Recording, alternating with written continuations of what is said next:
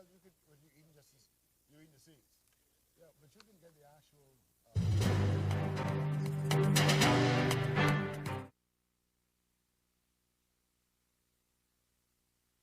This morning, we can pray. Just give me 1 second. I always say I got 1 minute. Give me 10 seconds to say what I got to say. We're going in Philippians chapter 4. It says, rejoice in the Lord always. I say rejoice. And verse 13 says, I can do all things through Christ who strengthened me. This morning, the nugget for today is you can do all things through Christ who strengthened you. Don't mind the noise in the market. It's the price of the fish. And rejoice. The Bible said when they spitefully accuse you, rejoice and be exceedingly glad. For great is your reward in heaven. So persecuted the Father, so they will persecute you. And I want to talk about Daniel. We know the story about Daniel. You know, Daniel was thrown in the lion's den for praying. But Daniel never gave up. And King Nebuchadnezzar threw him in the lion's den and for praying. So I want to say to you all, never give up this morning. No matter what the task is, no matter what the situation is, hold on to God and change your hand, because help and hope is here and it's on the way. Lock your chin on your chest, because I feel something shouting in my soul this morning. Let us pray before I be and you drive away all our fear.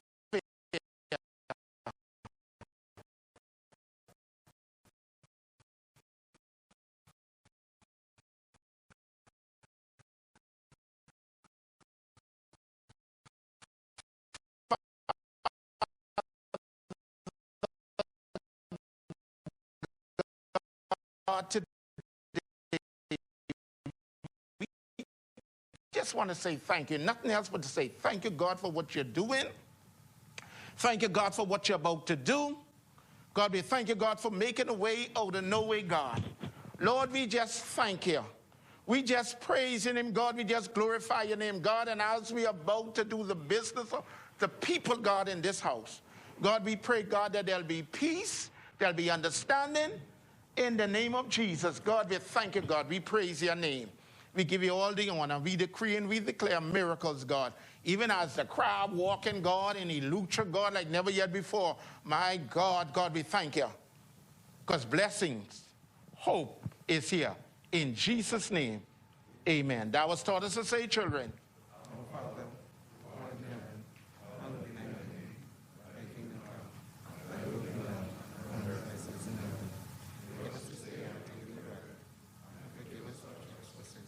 As we forgive those, and lead us not, but deliver us from all evil.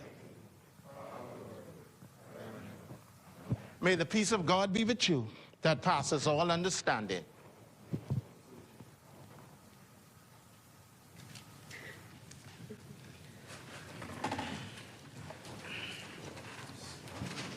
Philip Davis, Chester Cooper, Fred Mitchell, Glennis Hannah Martin, Obadiah Wilcom, Alfred Sayers, Dr. Michael Darville, Clay Sweeting, Keith Bell, Wayne Monroe, Vaughn Miller, Jobeth Colby Davis, Ginger Moxley, Mario Boleg, Jomo Campbell, Basil McIntosh, Miles LaRota, Pia Glover Rowe, Lisa Ramming, Zane Lightborn, Dr. Hubert Minnis, Jamal Strawn, John Pinder, Marcus Roll, Leon Lundy, Kirk Cornish, Wade Watson, Leonardo Lightborn, plus Leah Miller Bryce, Leroy Major, Sylvanus Petty, Mikel Bonnaby, Michael Pintard, James Kwesi Thompson, R.M. Lewis, Shannon Dawn Cartwright, Adrian Gibson, Adrian White.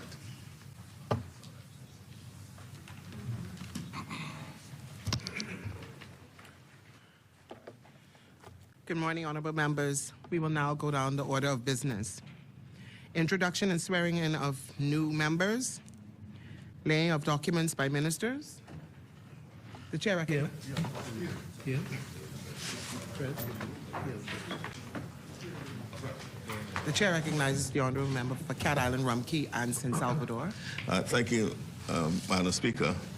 I beg leave to lay on the table of the House a copy of the following: a Central Bank $10 silver-proof coin, Golden Duo number 2, order 2022, and the Bank and Trust Company's appointment of independent valuer Lucayas Bank Limited notice 2022. Order that the documents be brought up. What's it there?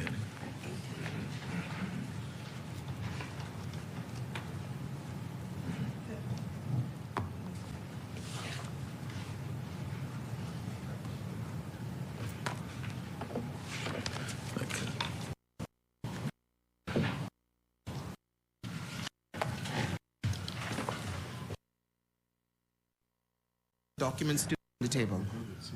Further documents. The chair recognizes the honorable member for West Grand Bahamas. Madam Speaker, I beg leave to lay on the table of the House a copy of the following: the Price Control General Amendment Number 4 Regulations 2022. Order that the document be brought up.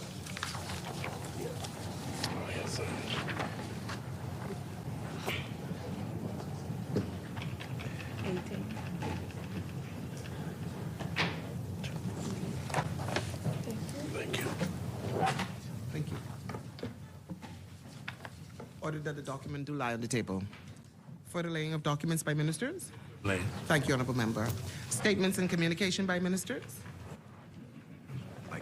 The chair recognizes the honorable member for Fox Hill. Yeah.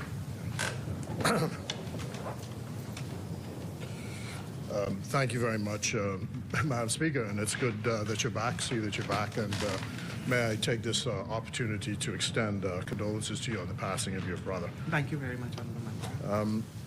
It is my honor this morning to announce, in cooperation with the family of the late Sir Sidney Poitier, that a state-recognized memorial service will be held at St. Francis Xavier's Cathedral in Nassau on Sunday, the 19th of June at 2 p.m. Archbishop Patrick Pinda will celebrate the Mass. 18th of June, 2022, at the Atlanta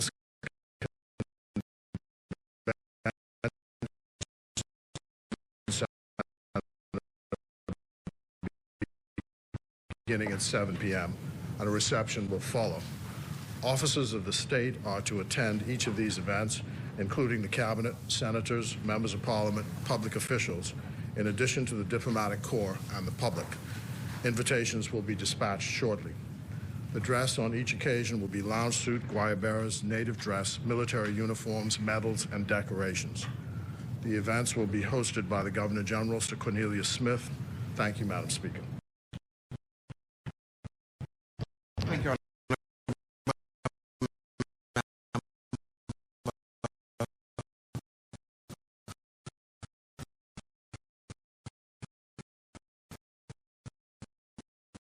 Order that the document be brought up.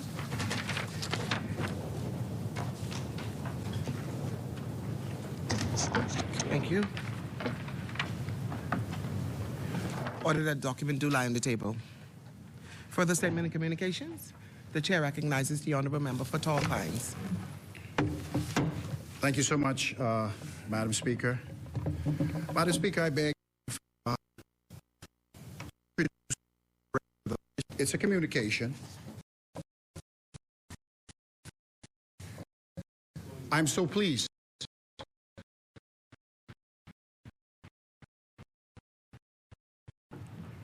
that finally this particular bill is now being laid in this place.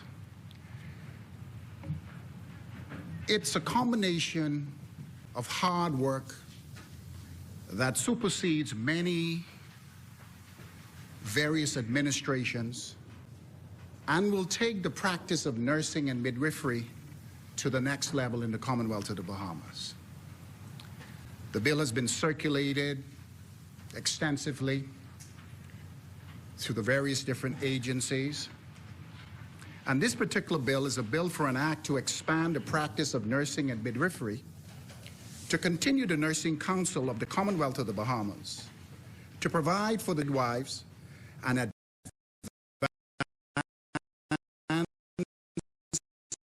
practice nurses, to provide for the training, regulation, enrollment, and licensing of licensed practical nurses, to provide for the regulation and licensing of nurses interns, to provide for the regulations of unlicensed assistive personnel, and to provide for the regulations and registration of the licensing of nursing agencies, and finally, Madam Speaker, to repeal the Nurses and Midwives Act 1971. I'm excited about this, and I'm glad to be the minister who have the opportunity to lay this piece of legislation, and look forward for the support of my colleagues in this chamber and in the other place. This particular bill, once enacted, would catapult the practice of nursing from where we are today into the 21st century. My colleagues are excited about where we're heading with this. And finally, we are at the point where we can do more for our nurses and give opportunities for further postgraduate training and the advancement of the career within the Commonwealth of the Bahamas and by extension to the rest of the world. Madam Speaker, it is a privilege for me as Minister of Health and Wellness to salute the many hard-working healthcare professionals in New Providence, Grand Bahama, and Abaco that provide emergency medical services for Bahamians, residents, and guests alike. Madam Speaker, our emergency medical technicians, paramedics, dispatchers, first-hand responders, and emergency nurses play a critical role in the delivery of healthcare services in our country. Theirs is a profession that is often not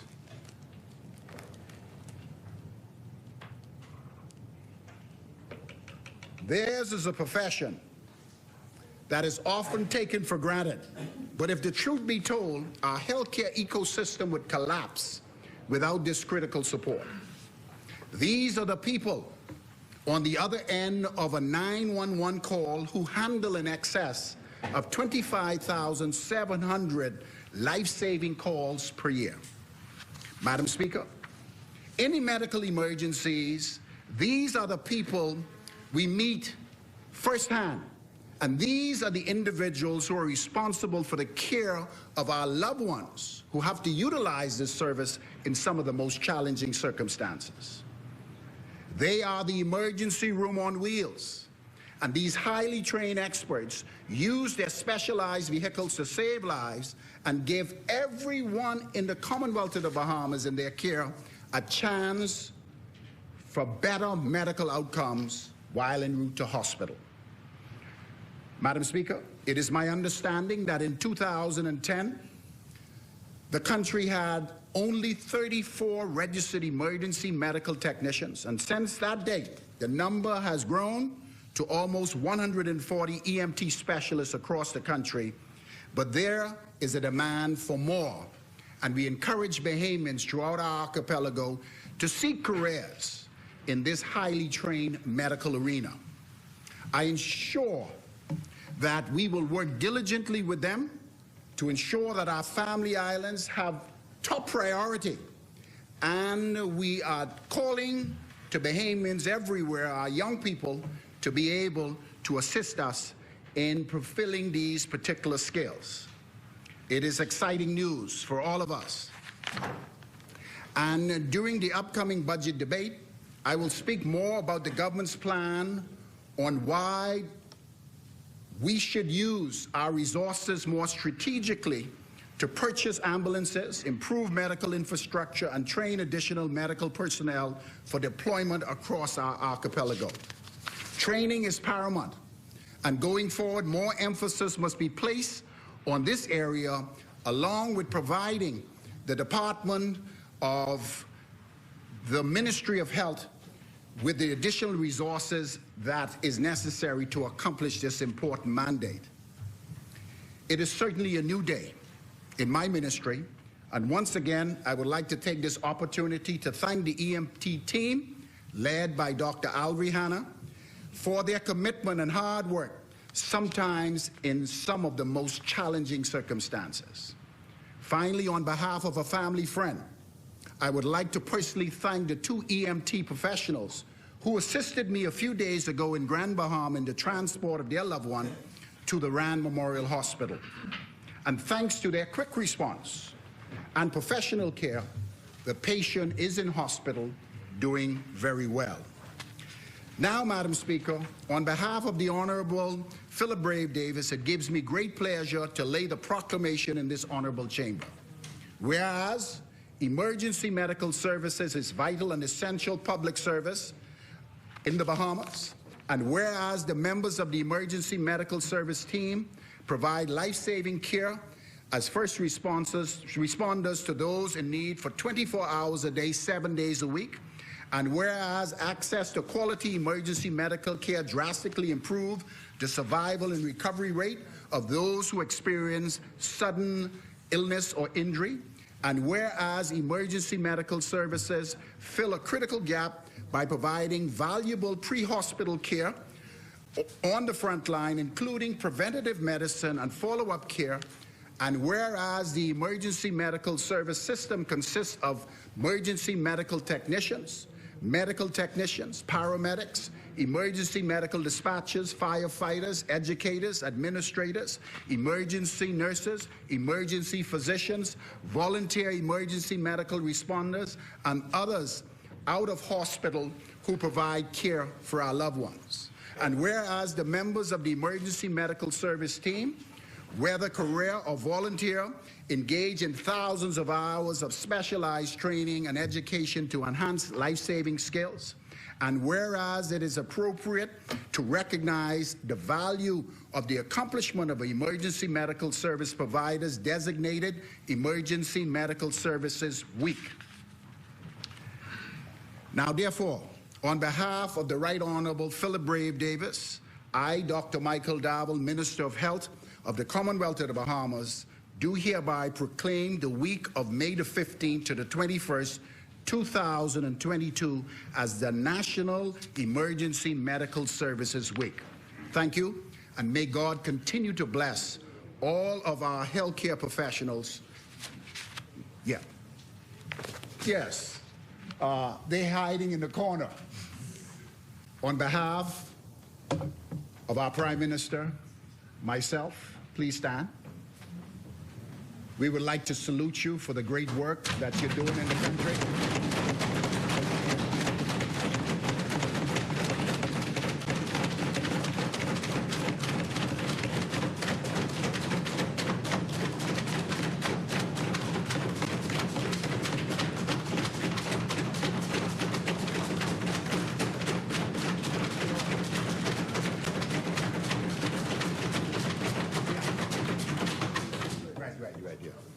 Thank you so much.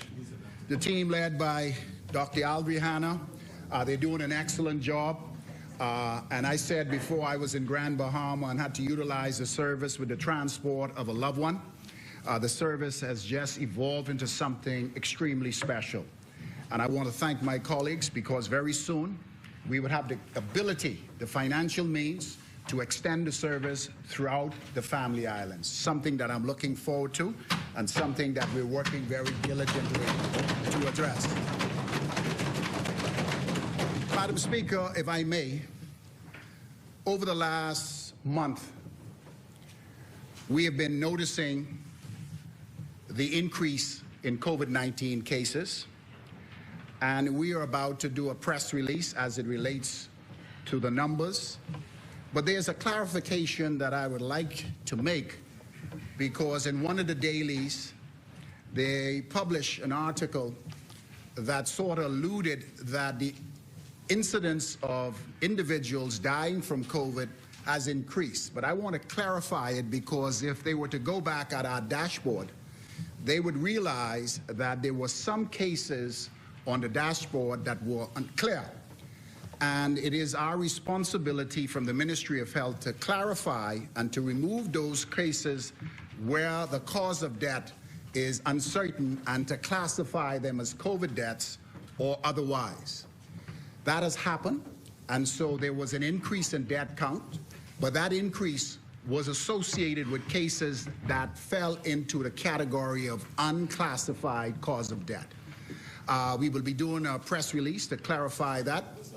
It's nothing new. These are not new cases. These were mainly cases that were on our dashboard that needed to be clarified. And so we will be releasing a statement very shortly to clarify. I want to assure the Bahamian people that even though we're seeing an increase in the number of cases, the hospitalizations are low, and the members in the ICU are, as of yesterday, is 0. And that's at the Princess Margaret Hospital, the Sandals Rehabilitation Hospital, the Rand Memorial Hospital, and Doctors Hospital. Yesterday, we had 7 cases in hospital. None were in ICU, and we would definitely be releasing a statement that would clarify those who came off the dashboard that are now classified as COVID deaths did not happen in the last month. Thank you so much. Thank you, Honourable Member. Order that the document be brought up.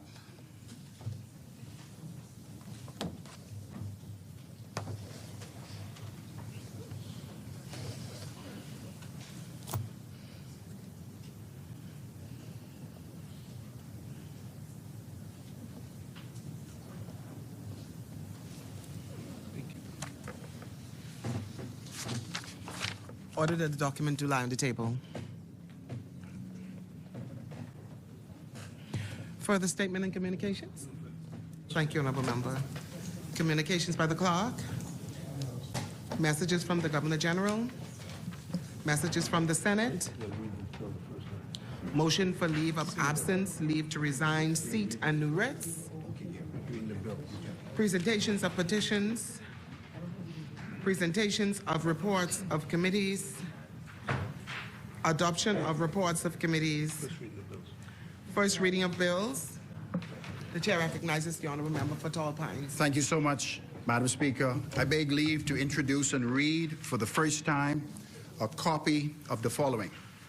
A bill for an act to expand the practice of nursing and midwifery, to continue the Nursing Council of the Commonwealth of the Bahamas, to provide for the training, regulation, registration, and licensing of registered nurses, midwives, and advanced practice nurses, to provide for the training, regulation, enrollment, and licensing of licensed practical nurses, to provide for the regulation of nursing interns, to provide for the regulations of unlicensed assistive personnel, to provide for the regulation, registration, and licensing of nursing agency, and finally to repeal the Nurses and Midwives Act 1971 and for connective purposes. Thank you, Honourable Member. Order that the document be brought up.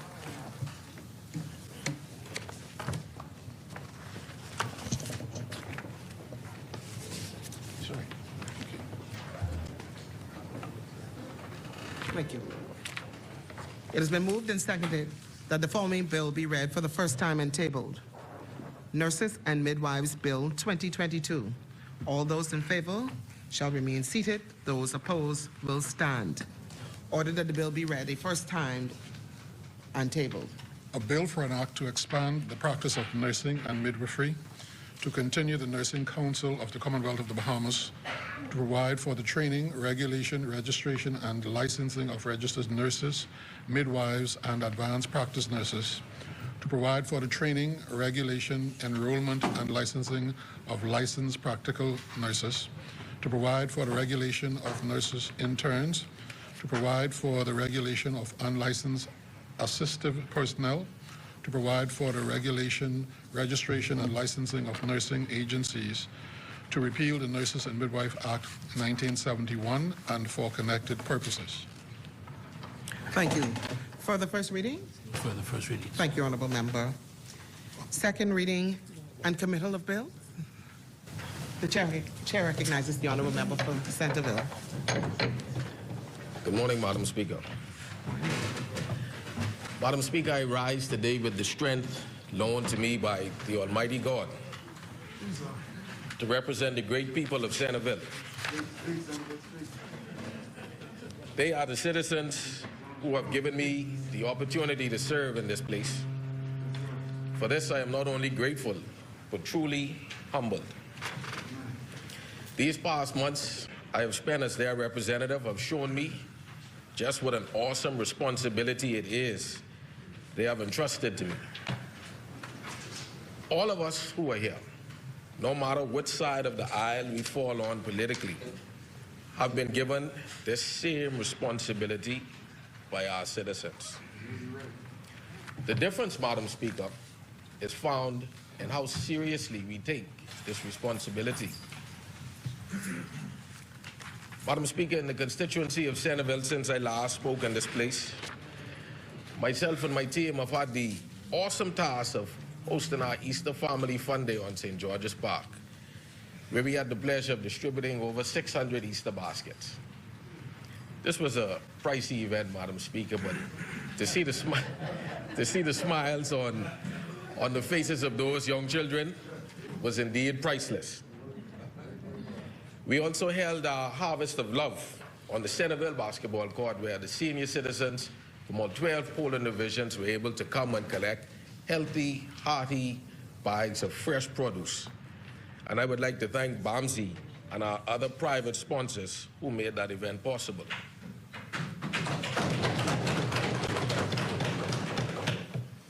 We also hosted our job readiness event at the Stephen Dillard School with the assistance of the Zonta Club of Nassau and the Bahamas Society for Human Resource Management. Ready to go on interview and job fair to come. Speaker, we just to cater for approximately 400 mothers in Centerville on Mother's Day. And it was indeed our event for a true treasure to be cherished. On Monday past, we had our most recent branch meeting at Columbus Primary, which was well attended despite the inclement weather. And Madam Speaker, I would like to take this opportunity to thank my brother, member for Mount Moriah, who appeared as our guest speaker. His presentation was excellent and in fact timely. He spoke about the framework for the distribution of contracts, Madam Speaker, and his presentation was paid extreme attention to, and they appreciated his presence. Madam Speaker, we now stand in the future of which our forefathers and mothers spoke and fought for. Because they introduced free education to the majority, we now have countless career choices. Because they thought we should be an independent nation, we now approach our 49th year of independence. Because they thought that every citizen, whether landowner or not, should be able to cast their vote. Now every Bahamian of legal age has a say in who leads us. This past week, I attended the Youth in Parliament exercise, and I wondered if we, who are now in positions of power, recognize that those young people will have to live with the decisions we make today. With that in mind, we all have to consider exactly what it is that we are leaving to those who follow us. We have had the great fortune of following in the footsteps of great pioneers who have blazed trails when there were none, all for the benefit of the Bahamian people. It is my hope, Madam Speaker, that the youth of today will be able to say and feel the same way about this generation of Bahamians. I wish to commend all the young people that participated in the Youth in Parliament exercise. And of course, Madam Speaker, with fear of sounding biased, I wish to make special mention of Travania Wiley, our youth representative for Centerville, who ably represented, Madam Speaker, and showed us that our future is indeed in safe and secure hands.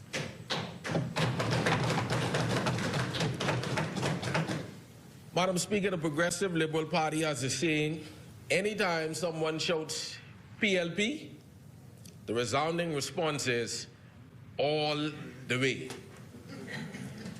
This is not by happenstance, but by design. It is based on Deuteronomy chapter 8, verse 2, found in the Bible, which states, "And thou shalt remember all the way which the Lord thy God leads us."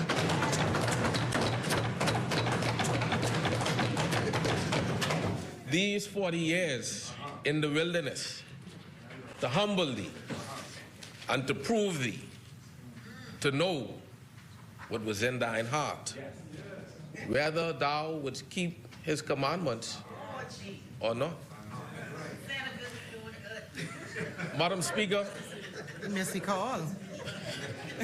Madam Speaker, the people of Grand Bahama have been in something of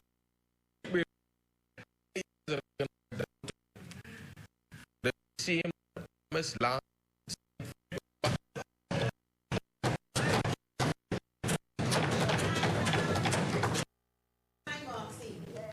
I take this opportunity to congratulate the honorable member for Cat Island, Rumkey, and San Salvador, along with his colleagues, the member for Exumas and Pine Ridge, on the incredible strides being made to revive the economy of Grand Bahama. This past week, there was not one, but two major announcements made. Ground was broken on the Carnival Cruise Port, an initiative foreshadowed in 2002 by the member for West Grand Bahama, and followed up in 2017 May by the Right Honorable Perry G. Christie. Madam Speaker, I think it was the Right Honorable Hubert Ingram who once said that some sow and others reap.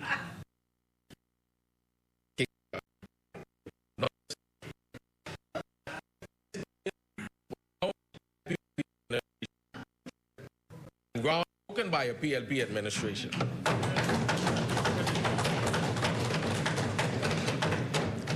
Also announced was the sale of the Grand Lucayan Hotel, another step in the right direction for Grand Bahama's economic resurgence, and the righting of what is, in my opinion, one of the great wrongs by the former administration. Madam Speaker, I also wish to congratulate the member for Carmichael and the Minister of Immigration and Labor. He, along with his staff and the Director of Labor, did an excellent job in hosting a job fair in our constituency of Centerville as part of their Labor on the Blocks initiative. This event was oversubscribed and showed the great need for permanent and gainful employment in our country. It demonstrates the arduous work that lays before us to ensure that through our policies and initiatives, the Bahamian people will be able to lift themselves up and better their circumstances. I would also like to mention the commendable efforts by the member for Elizabeth and the Minister of Housing and Transport. She has announced another housing initiative, Renaissance at Carmichael, where some 200 homes and condos will be constructed. In my constituency, I am witness to the effect that an adequate housing has on a family. In some instances, multiple families share the same house or dwelling space because it is simply all they can afford. Ensuring that affordable housing options are available to Bahamians is something that the Progressive Liberal Party is known for and should be proud of. It is widely agreed that the Bahamas is an expensive real estate market. This is a double-edged sword. It makes our country a desirable destination and a home for the wealthy. But it also means that those who we most need to serve can ill afford their own homes without assistance. Seize the importance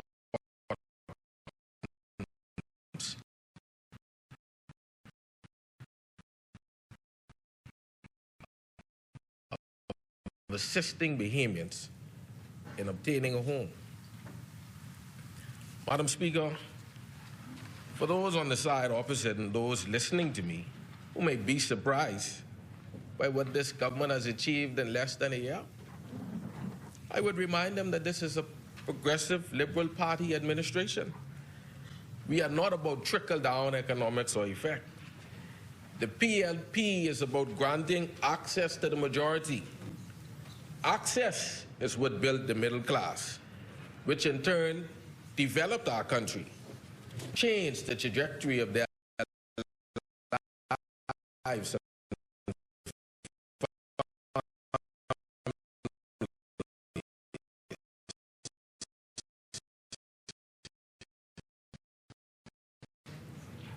It is my belief that providing greater economic access for more Bahamians and all that entails, whether providing a marketable education, scholarships, private-public partnerships, and/or greater Bahamian participation and employment in foreign direct investment projects, etc., will give this administration exactly what it needs to service the masses of this country.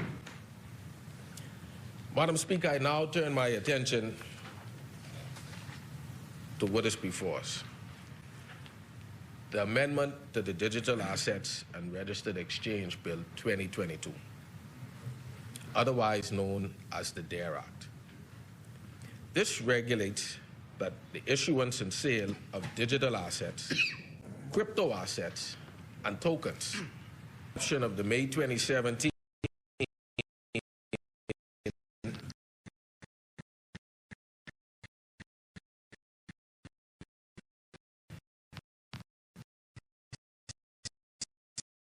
TFATF Mutual Evaluation Report of the Bahamas. The Bahamas underwent its first enhanced follow-up report and re-rating exercise in December 2018.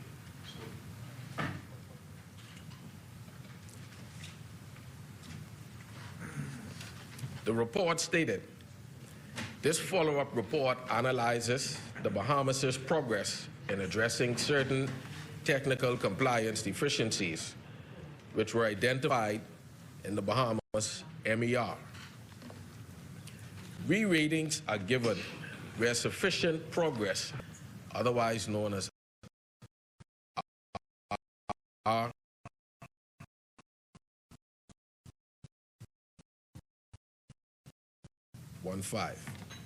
with respect to several technical deficiencies, including the Securities Commission of the Bahamas not having specific provisions for licensees and registrants to assess money laundering and terrorism financing, risk of new business practices, including new delivery mechanisms, or the use of new or developing technologies for both new and pre-existing products. Madam Speaker also noted were deficiencies linked to the Commission's obligation to monitor any person carrying out virtual asset service providership activities without the requisite license or registration and apply appropriate sanctions to them.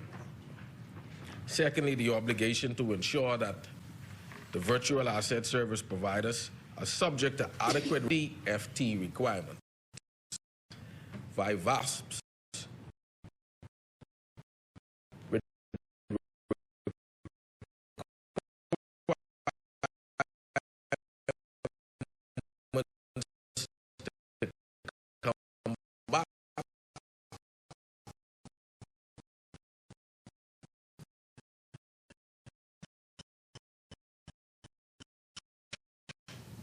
money laundering, including the authority to conduct inspections, and the ability to compel the production of information, evidence under oath, and impose a range of disciplinary and financial sanctions, including the power to withdraw, restrict, or suspend the VASP's license or registration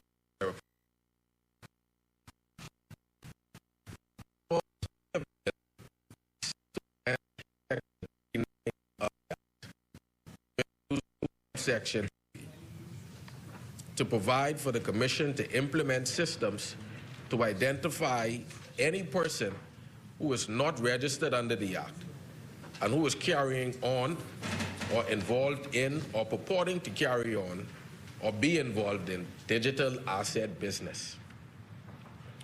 Clause 4 of the bill provides for the insertion of new sections 40A and 40B to give the Commission the authority to compel the production of documentation, information, and contempt proceedings against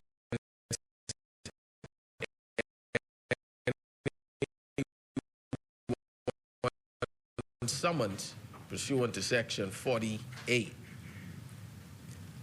Clause 5 of the bill provides for the insertion of new sections 42A and 42B into the Principal Act.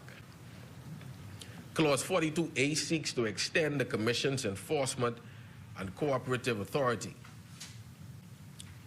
Clause 42A seeks to provide for a penalty of up to $100,000 for any person failing to comply with a directive of the Commission made under Section 42A. Clause 42B also seeks to establish a due process framework for the implementation of the aforesaid penalty. Madam Speaker, Clause 6 of this bill seeks to provide for the insertion of a new section 46A, or control of any funds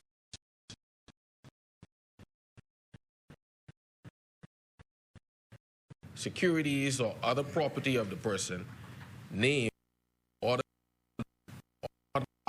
to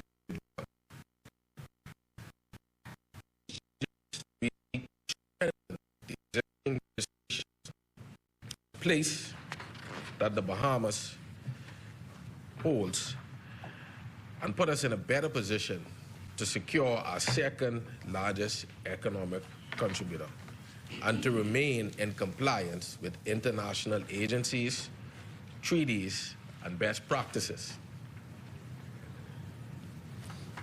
For their tireless efforts that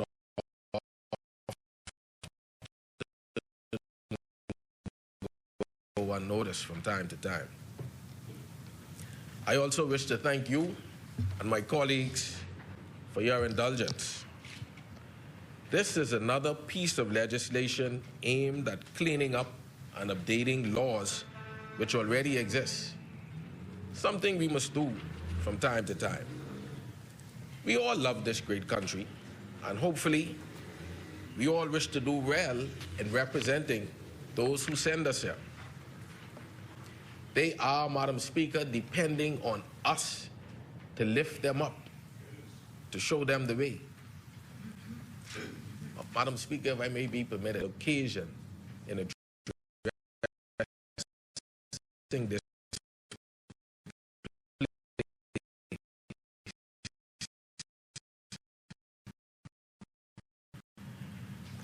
leaders, we must not forget, do not make themselves. They are made instead by the people they lead, by the people who believe in them, and by the people who are prepared to follow them. Not out of fear, or because it may be the in thing to do, or because of some hypnotic spell, but because deep down there is a faith that moves them to lift us up to our height.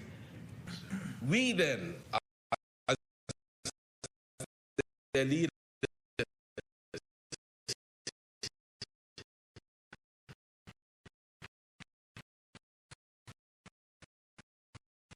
can point the way forward into the tomorrow that awaits us all.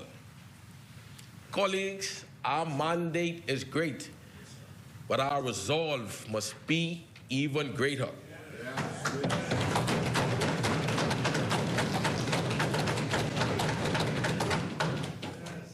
The people of the Bahamas have great need.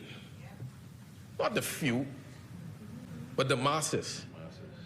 They need this progressive liberal party to be the party it was created to be, of the common good.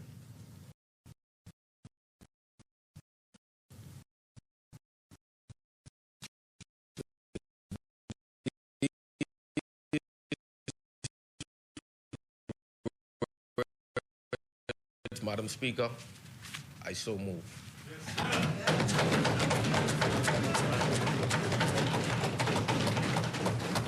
Thank you, Honourable Member. Is there a seconder? The chair recognizes the Honourable Member for South and Central Andros.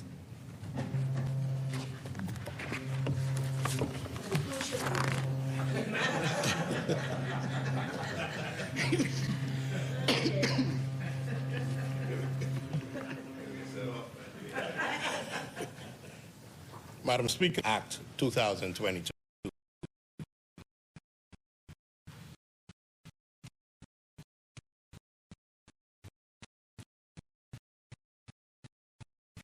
But before I go on, I must give a special shout out and recognition to Ms. Scottisha King, who so elegantly represented the great constituency of Mangrove Key, Central, and South Andros during the junior parliamentary speech on Friday. Madam Speaker, Mangrove Key was where I spent last weekend, enjoying the homecoming regatta, hosted by Mr. Roston Moxie and his team. And what an awesome job they did. I say thank you to them. Madam Speaker, but what impressed me the most about the weekend were two young skippers who hailed from Exuma, who placed second and third in two of the races at a young age of 15 and 16. I know the honourable member for Exuma and the Ragged Islands must be proud, as I was proud that they sparked interest in some of the youths down there in Mangrove Key for sailing. Now, as I move on into today's discussion, Madam Speaker, additional amendment allows resilient monitoring and sanctions for those who would operate in the digital asset business with the proper registration. The Act first came into force on the 14th of December, 2020, to regulate the issuance, sale, and trade of digital assets in and from within the Bahamas. The Act applies to any person who participates in the formation, promotion, maintenance, organization, sale, and/or redemption of an initial token offering as organizer, issuer, founder, purchaser, or investor. The Act also applies to any legal entity incorporated, registered, or established in the Bahamas as a company, partnership, or exempted limited partnership carrying on a digital asset business, irrespective of physical location from which the activity is carried out. For the purpose of this Act, digital assets are any digital representation of value distributed through a DLT or a distributed ledger technology platform, where value is embedded or in which there is a contractual right of use, including a contractual token.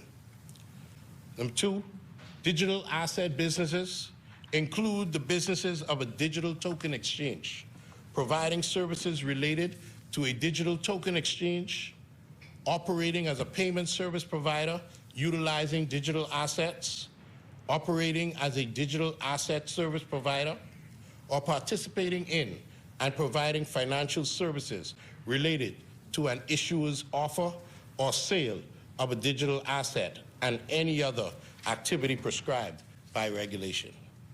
And number three, an initial token offering is an offer by an issuer for sale to the public of a digital token in exchange for fiat currency or another digital assets. Madam Speaker, the Securities Commission of the Bahamas regulates and supervises the issuance of digital assets, digital asset businesses, and their activities in the Bahamas, and is required to maintain a register of digital asset businesses and initial token offerings. This act creates specific opportunities for Bahamian entrepreneurial financial technology firms to enjoy the credibility of being licensed and functioning under a comprehensive regulatory regime and participate in the fintech industry. The emergence of digital asset market presents an opportunity for the establishment of new asset class that attracts mainstream investors. Madam Speaker, the global consensus record of information and transaction that is enabled through the blockchain technology enables the much needed transparency in finance. At the beginning of the 2020s, investors in the digital asset market ranged from retail to institutional, as well as exchanges, brokers, dealers, investment banks, custody providers, IT firms, and other players in the ecosystem. However, Madam Speaker, as technology evolves, so must our oversight and management of it. The Bahamas is a country of law. We were founded by our Constitution, and subsequent laws have been put into place to guide our country's policies and processes. No one, Madam Speaker, is above the law. Over and over, we have heard stories of persons skirting the laws of this land, either because the proper laws were not put in place or the current laws were not strong enough. It is our duty, Madam Speaker, to shore up any and all existing laws that are vulnerable to loopholes or weaknesses in the course of doing business. The Bahamas has long enjoyed a reputation for strong financial laws and regulations. Madam Speaker, the growth of digital assets has been exponential since its inception. However, there have been several factors which have contributed to the evolution and de-evolution of the market in digital assets. First and foremost, among those factors is the persistent legal uncertainty that afflicts the market for digital assets. Regulators around the world have struggled with a coherent approach to regulating digital assets. We have been fortunate to have launched the first central bank digital currency, the sand dollar, in October 2020. Because it is issued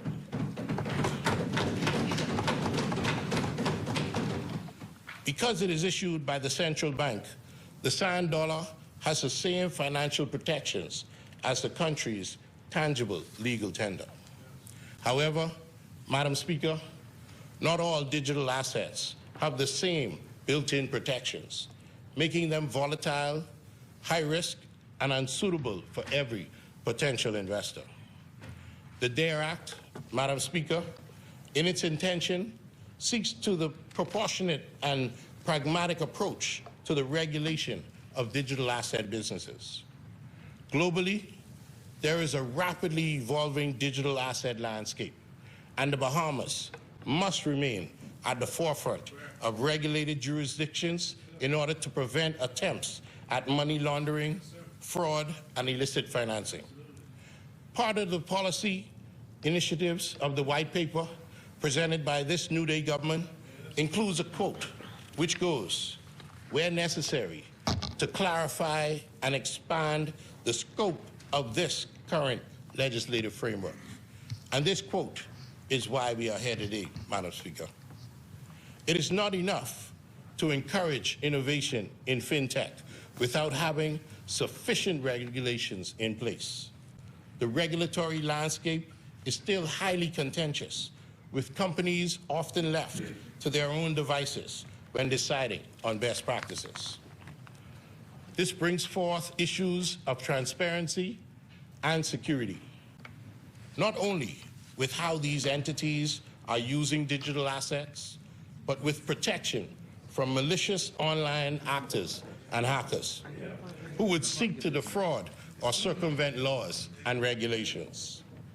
Madam Speaker, with the size of the digital crypto assets market reaching $3 million by the end of 2021, businesses who were able to prove that they have superior protection of digital assets and the personal data of their users are ahead of the curve. The digital asset market is shifting from spot trading and physical ownership to the adoption of traditional financial products, such as digital asset securities, futures, options, and exchange-traded funds and products. The Securities Commission of the Bahamas will take the lead and collaborate as necessary with the Central Bank of the Bahamas and other relevant stakeholders on all regulatory matters relating to digital assets and digital asset businesses. Madam Speaker, with the amendments on this bill, we want to extend the authority of the Securities Commission in enforcement and penalties.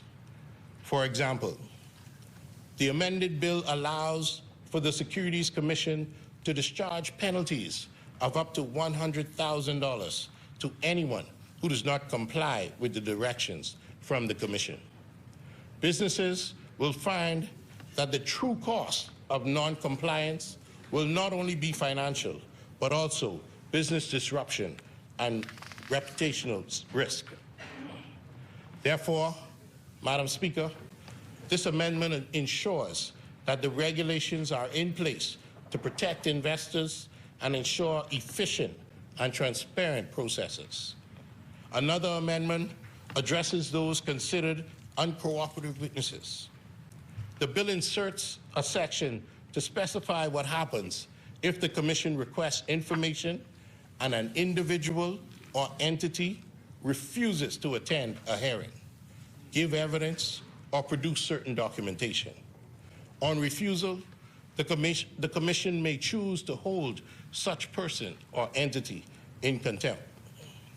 Madam Speaker, now more than ever, our laws and these amendments are set to do must make way for those who refuse to provide evidence or documentation when called for. Similar to this amendment, the Commission will also be given the power to compel persons to attend a hearing so as to produce documentation relevant to an investigation or answer any questions that provide clarification concerning processes and decisions in that business. We cannot, Madam Speaker, have any more scenarios where non-compliance occurs without the appropriate repercussions. The amendments to this bill not only instruct penalties of up to $100,000, but also offer sanctions like freeze orders, especially when it is in the public's best interest.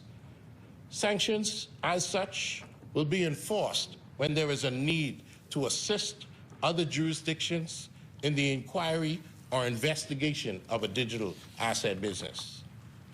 Madam Speaker, our policy objectives remain, which is to improve the attractiveness of the Bahamas as a well-regulated jurisdiction where well-run digital asset businesses of any size can operate, grow, and prosper. Also, to encourage innovation in the fintech space and identify emerging technologies that would help to maintain our competitive advantage. Also, to build capacity and expand the resources of the Securities Commission in order to support and enhance its role as the preeminent digital asset regulator. Also, Madam Speaker, it enables the Securities Commission to become a global center of excellence in the reasonable, risk-adjusted regulation of digital asset businesses. As we wish to maintain the reputation of the Bahamas, it is imperative that we continuously review our laws and policies in maintaining financial compliance. Optimal regulation will mitigate the risk associated with fraud, digital security, economic stability, and consumer protection. Equally important, Madam Speaker, is the need for banks and other regulated firms and the professions in the Bahamas to recognize the challenges of dealing with the digital businesses and, accordingly, to expand their capabilities to support a burgeoning digital asset sector.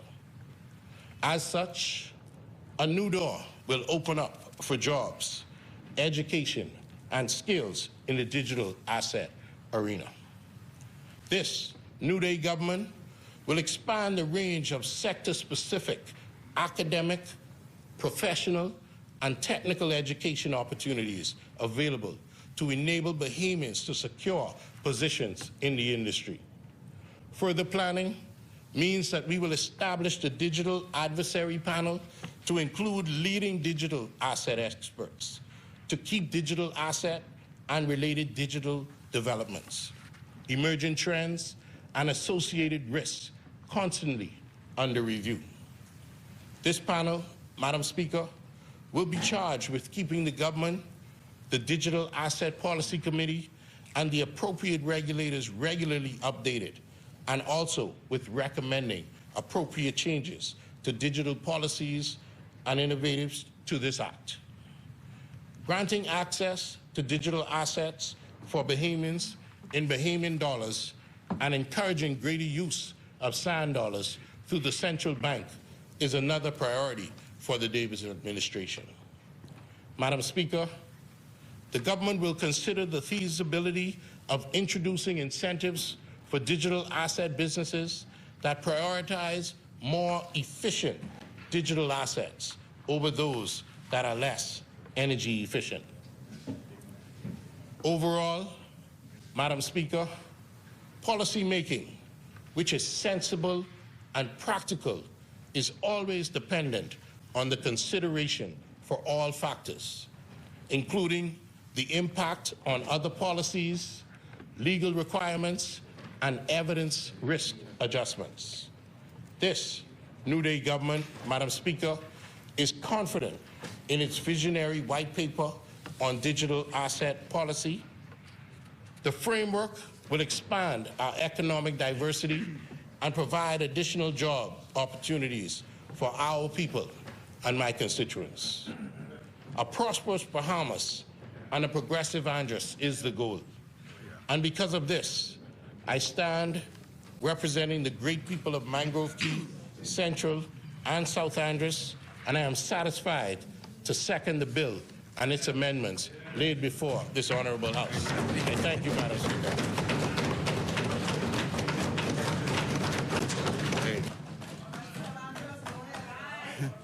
Thank you, honorable member. It has been moved and seconded that the following bill be read a second time and committed.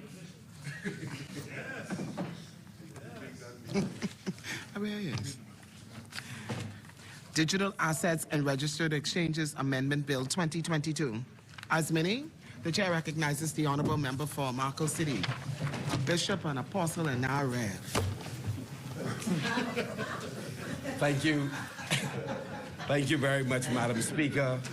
I join my colleagues in extending condolences to you, Madam Speaker. Thank you very much.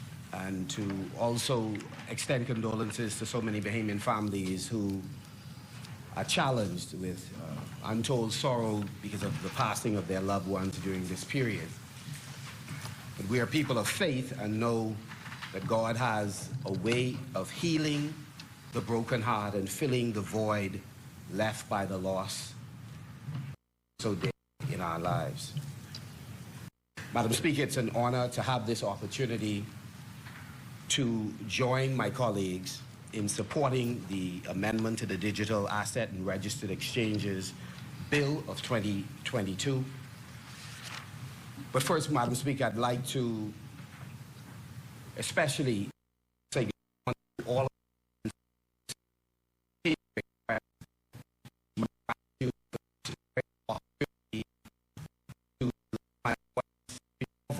to be your representative through every street corner in Marco City and here in this Parliament on your behalf. and to say how committed our team in Marco City is, and those persons who partner with us from within the Bahamas and overseas, how committed we are to lessening your burdens and helping you to meet your needs, and to constantly remind ourselves that we are facilitators, facilitating your dreams and aspirations. And so once again, thank you. We'd like to recognize Corday Strawn, the Youth Parliament representative from Marco City. I sat in the gallery and listened to him and other incredible young people as they raised critical issues. And I was extremely proud. He has an amazing story. And to say to Corday, we're proud of you. And of course, his school is also in Marco City, Sunline. He's a stinger. And to say we're proud of you and all of the young people who did an amazing job. I'd also like to once again express Happy Mother's Day, and in advance, Happy Father's Day to all of the mothers and fathers of Marco City, and to say how much we love you and appreciate you. Madam Speaker, I listened in the last sitting of Parliament to the communications that were given. I've had the occasion to say to the Prime Minister and to the Deputy Prime Minister they had a good week last week. It is interesting, they sought to bring it over into this week as well. I thought that there was sufficient public relations that they received. And we are hopeful in Grand Bahama that the hotel deal would be concluded. And we say hopeful because we note that the critical documents have not yet been signed. The due diligence has not yet been conducted or completed. The required initial payments have not yet been transferred. And the people of Grand Bahama have been here before. And so, again, we are hopeful. We will never pull against any potential opportunity to transform the condition of our people for the better. But we caution against any scenario that reveals overselling and under-delivering. And so it is our hope that the tremendous enthusiasm with which the deal has been presented will be followed through with the granular work to ensure better for our people. We are on record as saying that the decoupling of the arrangement so that the hotel could be sold separate from the harbor deal is one that we support. And to make the point that if there is a credible buyer, we will support that as well, as long as the details make sense. We also, Madam Speaker, listened quite attentively to the Prime Minister laying the Food Task Force report on the table of this House of Assembly. We have been, we believe, very clear in saying earlier that it is most unfortunate that the government has chosen to drip feed the public with salacious details surrounding a wide range of issues, inclusive of the Food Task Force. It is always a painful experience to listen to private organizations that have historically made contributions in the Bahamas and private individuals, reputation taking a beating. And the perpetrators are no less than policymakers who are the caretakers of our country and by extension our citizens. It is possible to be responsible and to hold former governments responsible for all decisions made or oversights that they may have permitted to slip through. It is possible to hold individual organizations that are the beneficiary of resources from the Bahamian people, to hold them accountable without savaging the reputation of persons who are not in this place to defend themselves. And so as I listened to the report and to the hyperbole, to the use of terms that suggest things that were not in the very report referred to this public by the Prime Minister. The chorus of the presentation was read the report.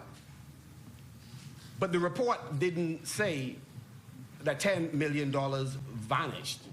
It said at the time of the report, certain details were unavailable. The reality is, if any citizen, public servant, NGO, or anyone associated with them engage in mis- or malfeasance, anything illegal or unethical, any government is duty-bound to clearly investigate and to take the relevant action required to hold them into account. Under my leadership, we support that. What we do not support is the presentation of incomplete information leading the discussion with a conclusion that we have not yet arrived at. And that is essentially what the member for Cat Island, Rumkey, and San Salvador did. Gave the conclusion,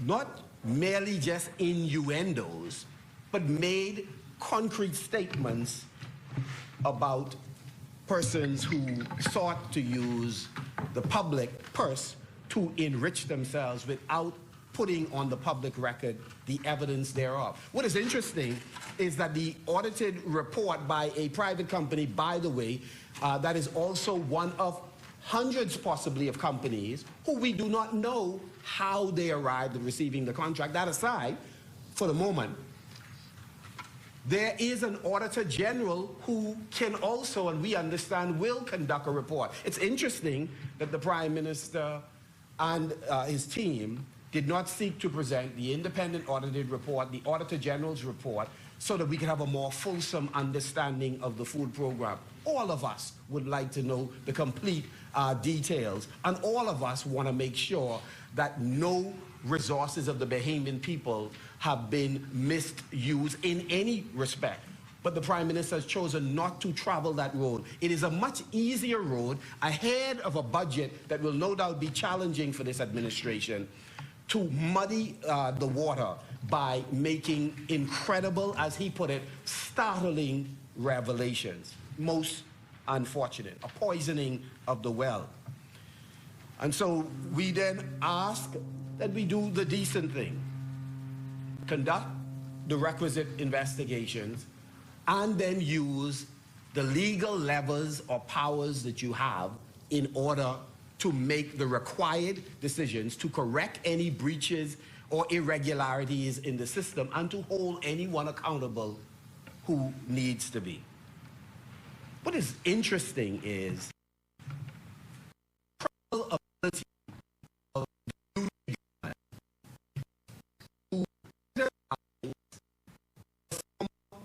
former administration's course of action that they themselves are unprepared to demonstrate or to lead by example today. I pointed out one in the last, two sittings ago, when I indicated our support for any program that does two things. One, sells land, which is an important step for government to do if that's a standalone proposition. And then secondly, to sell housing packages. Both are important. Selling land, because many persons can build their own homes, and selling packages. What I did say at that time, and we're still waiting, is that we believe the minister who is presently developing a Pinecrest subdivision should also lay on the table of the House of Assembly report, ideology report, evidence that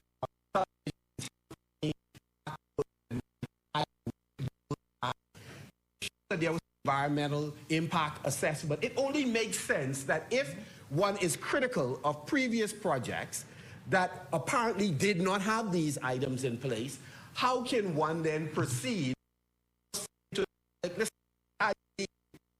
we are going to put on the table these items to show flooding, to show there is no risk of deforestation because of the clearing of the land, to show that the yards across the street are not going to be flooded. We've taken these things into consideration. It's only the right thing to do. And when somebody raises a question about system of construction, that the Minister of Works, that laying some document to say the Minister of Works and his team of inspectors, they sign off on this system. So this system can not only be used here in Pinecrest, it can be used anywhere else. We stand by it.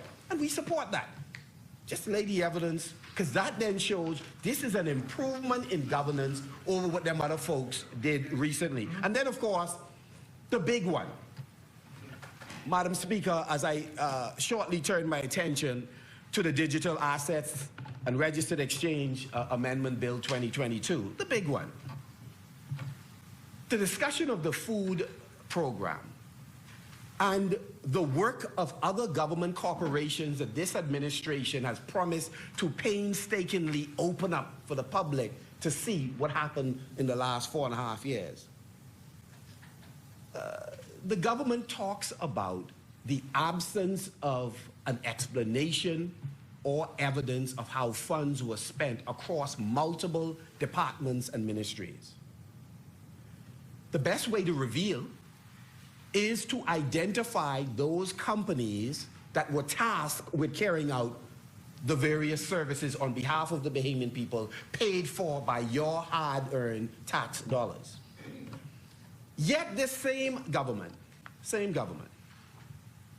that signed the Procurement Act, since September of power, has refused to reveal to the Bahamian people the contract it has entered into, with whom, for what amounts, for what duration. Madam Speaker, we are all men and women with feet of clay. So it is expected that we have some challenges in our individual lives.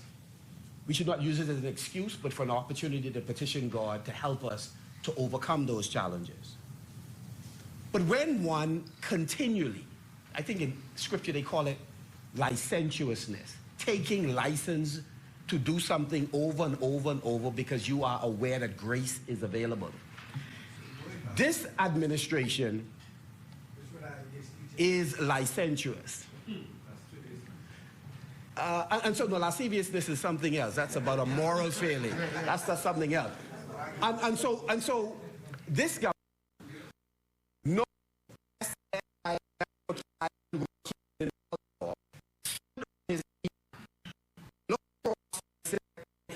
intention to comply with the Procurement Act. It's the senior member of the bar. Aided and abetted by Minister Halkidas and, of course, the chief financial officer of the government. All three have indicated they have no intention on complying with the Procurement Act, because at the end of the day, they're going to amend it. Intention to amend is a good thing. However, the government does not reserve the right to not comply with the law because it has intention to change it. And so we ask, what is being hidden by not revealing the hundreds of contracts for the hundreds of millions of dollars that have been allocated to the contractors over the course of the last 9 months? Why have we not revealed who we gave contracts to in September, October, November, December, January, February, March, April, May? Madam Speaker, it is an egregious act, and it is a revelation of a failure to live by the very standards that this administration is holding the previous administration to. We stand ready to face whatever missteps have been taken by anyone, and we stand with the government to make sure that we are on the right side of those issues. What we will not stand for is for the government to apply the standard unevenly. What is good for one administration is good for the other. And the New Day government should follow the law. Too many talented men and women are in this New Day government who want a new Bahamas. We just heard two of them who represent a new generation who wish to go in a different direction, but are now saddled with this blatant contradiction around their neck with a refusal to follow one of the most basic laws that speak to how our monies are being allocated and for what reason and to whom. Madam Speaker, for the few moments that I have remaining, let me refer to the Digital Assets and Registered Exchanges Amendment Bill. The member for East Grand Bahama and all of my colleagues will no doubt elaborate more. I wish to remind the House and the public that in November 2020, the Free National Movement made history in our country by introducing legislation that opened the door for a completely new industry, the digital asset, or crypto, as it is called, industry. The landmark Digital Asset Registered Exchanges Act of 2020, popularly referred to as the DARES Act, provides a legal framework to regulate the issuance and sale of digital assets or crypto assets, including digital tokens. By providing the requisite legal certainty, including providing a legal definition for digital assets and stipulating licensing and registration requirements, the extensively benchmarked Act laid the framework for the establishment of an industry and for ensuring investment, entrepreneurial, and employment opportunities within a well-regulated environment. The Act, Madam Speaker, meets the compliance objectives of international standard-setting organizations like the FATF for anti-money laundering and counter-terrorism financing measures in particular, as well as the relevant principles of the Organization of Securities Commission. It incorporated, Madam Speaker, best practices from Bermuda, Gibraltar, Hong Kong, Ireland, Luxembourg, Malta, Singapore, Switzerland, and the United States, among other jurisdictions. And it laid the groundwork for and introduces sound investment protection standards. Madam Speaker, this is an important step in the right direction. One of the challenges we have, Madam Speaker, as we go into this budget cycle is that the New Day government, along with the opposition, is really called upon in this budget that is coming up to address some fundamental issues that we are facing. How are we going to reduce the economic leakage? That is, all this money we're earning from tourism that we will now earn from the new tech businesses that will spring up in the Bahamas, those that are in the digital asset space. How are we going to prevent those funds from flowing out of the country to import almost everything that we consume in this country? We are importing. And so the budget has to speak to how are we going to reduce the economic leakages? How are we going to manage our debt so that we do not continue to pay these prohibitive rates that is draining the lifeline out of our country? How are we going to constrain spending while fulfilling commitments made? But more importantly, how are we going to make the requisite structural adjustments to our economy that is not serving us well? We are growing at a sluggish, at a slow rate that is not allowing us to absorb existing unemployment, nor prepare for more young people who will graduate from school, return home. So, Madam Speaker, the work that we do in this amendment and the bill that preceded it gives us an opportunity to create yet another pillar on which this economy stands. And several members opposite over the last few months have talked about the value, as we did, of the blue economy and the orange economy, finding new ways in order to exploit the resources that we have available that are underutilized. And so we have an opportunity, if we are serious, to make some structural adjustments in the Bahamas. And so, Madam Speaker, please bring the white paper. While doing so, let's bring the one on what the new tax system is going to be in the Commonwealth of the Bahamas, because that one is extremely important. The burden of this regressive VAT tax is an albatross around all of our necks.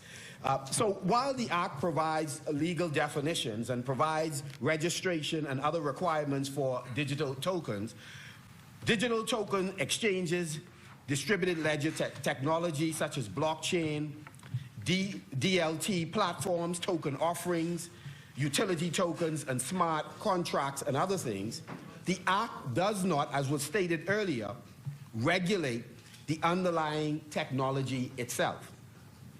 Madam Speaker, this distinction is important in that it preserves the jurisdiction of the regulator, the Securities Exchange Commission of the Bahamas. And we're grateful to all of the members of the public service who have done an incredible job in shepherding this work under the Free National Movement and now under the Progressive Liberal Party. The Bahamas Financial Services Board declared at the time that the DARE Act put in place the legal framework for a vital, well-regulated and compliant industry in the Bahamas for those interested in entering the digital asset space, and created specific opportunities for entrepreneurial fintech firms to enjoy the credibility of being licensed and functioning under a comprehensive regulatory regime, and participate in the fintech industry that is being forged by this DARES Act. Madam Speaker, the government today brings to us a set of amendments to this landmark legislation brought under the Free National Movement. And these amendments aimed at providing for the monitoring and sanction of persons carrying on or purporting to carry on digital asset business activities without the requisite registration. The Securities Commission of the Bahamas noted that the proposed amendments are premised on international developments, particularly the revived FATF Recommendations 15 deficiencies, as requiring an expansion of the Commission's regulatory, enforcement, and cooperative powers to apply to the digital asset space. Madam Speaker, permit me to go back just a little bit. I think we would recall that in October of 2018, the FATF changes to its recommendations. They sought then to explicitly clarify that they apply to those financial activities involving virtual assets. And I believe the member for Centerville delved into that with greater detail. So just permit me just to restate at least one aspect of what he said. FATF also added two new definitions to the glossary. One was virtual asset and virtual asset service provider. The amended FATF Recommendation 15 requires that the virtual asset service providers be regulated for anti-money laundering and countering the financing of terrorism purposes, and that they be licensed or registered and subject to effective systems for monitoring and supervision. So, Madam Speaker, we are definitely moving in the right direction on this, in this sector. Madam Speaker, the proposed amendments to DARE establish a regulatory framework for the monitoring of unregulated persons engaged in the digital asset business and extends the Commission's sanctions powers as it relates to registrants under DARE. The amendment principally, one, it introduces an obligation on behalf of the Commission to monitor unregistered persons carrying on, involved, or purporting to carry on or be involved in the digital asset business. Secondly, strengthens the Commission's enforcement power as it relates to virtual asset service providers, including freezing powers and the compelling of information and evidence. Just to stick a pin, the member for Cat Island Rumkins in Salvador has joined us. And, the second portion, West End and Bimini, of the amendment gives you compelling powers. So one would think when you laid the food program bill, the report rather, that the Prime Minister would have actually mentioned, here are the steps we are now taking to get this information from those persons who refuse to turn over information to the government. I'm advised the government has a tremendous amount of power. The Minister of Finance has a tremendous amount of power. The Auditor General has a tremendous amount of power. But I digress. The third, sorry? Really? I think, you know, moral suasion may help. And the third amendment gives the Commission the authority to compel the production of information and evidence. The proposed amendments would apply to any person carrying on, involved or purporting to carry on, to be involved in the digital asset business pursuant to the Digital Assets and Registered Exchange Act. As I mentioned earlier, my colleagues are going to delve deeper into the work we did over the years, including opening an office in Brussels, which we are hopeful that the government is going to continue to utilize to assist us in doing our work. I will stop, since we have a short time left, I'll stop only by referencing a point raised often by Fort Charlotte. Madam Speaker, the problem we are going to run, the problem we are going to run into, and we want to let the government know in advance that we will stand with you in this regard. The problem we are likely to run into is that obviously the European parliamentarians are now quite worried about what we are doing here. But to date, the European Commission does not share their view that this is a sector that will naturally be utilized by persons who are not committed to following the law. So there are those, I believe, in Europe who are already looking at our jurisdiction and ways in which they can clamp down on this opportunity that the Bahamas have. And I know that there are sufficient nationalists over there, particularly in the member for Fort Charlotte, who will be prepared to stand up and say to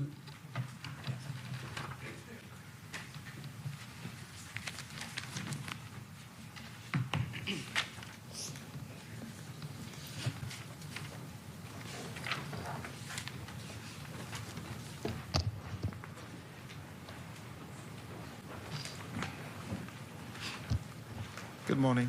The chair recognizes the honourable member for Marco City. Thank you very much, Mr. Deputy. Before taking my seat, I was making the point that our jurisdiction has been, unfortunately, unfairly dealt with by the OECD, by some of the parliaments in Europe, and we believe the same thing that we face with other financial services, we are likely to face with cryptocurrency and digital assets. They are already in their parliaments, again, in a sense, targeting and focusing in on us. They had concerns about the sand dollar when we introduced it. And of course, we answered those criticisms satisfactorily so that they can know that this is about serious business. It is not an attempt to facilitate anything untoward in our jurisdiction, and there are ways of mitigating against the system being misused. And in the same way, we have to fight that same fight with digital assets, because we know that the parliaments are looking out for their interests and not our interests. We intend to stand with the government to the extent that you are prepared to continue to fight others from ensuring that their jurisdictions succeed. They get to set standards, but when we pursue innovative things that put us as leaders in the global community, that we do not permit them to shut down any new opportunities for us to succeed. So having said that, I would say, on behalf of the opposition, and certainly on behalf of the people of Marco City, that we support the amendment of the Digital Asset and Registered Exchange Bill 2022. Mr. Deputy.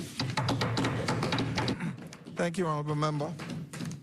As many, the chair recognizes the honourable member for Cat Island, Rum Key, and San Salvador. Thank you.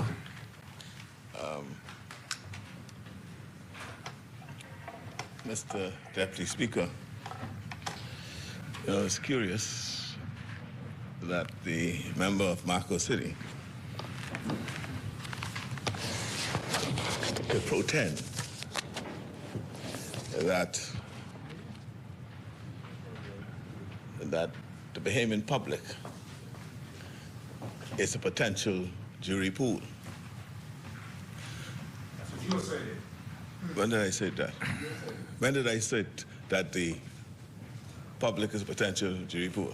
When did The I chair recognizes the honorable member for Marco City. The member for Kid Island was absolutely clear in his statements when he laid the report and during the midterm budget report. What you clearly indicated is that on this side, under the last F&M administration, that persons were seeking to enrich themselves, that this was a serial extraction of resources. In any jurisdiction, that is a reference to illegal activity, and legal activity, whenever it goes in a court, it faces a jury pool. That is very straightforward. Very straightforward. You can't sanitize that. You can't change that. You suggested malfeasance, illegal activity. Illegal activity then faces a jury. That's very straightforward. You made your point. Okay, thank you. You made your point. Right? You know something I don't know. You know something I don't know. Members. Mr. Speaker. That's right.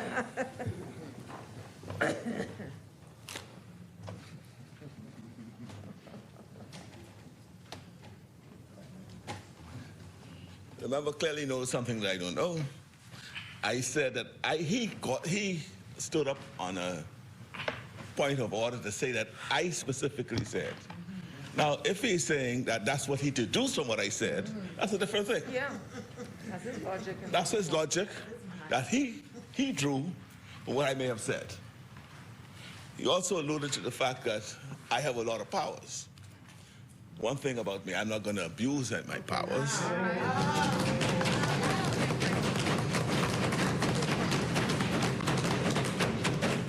They know about that. I don't intend to do it.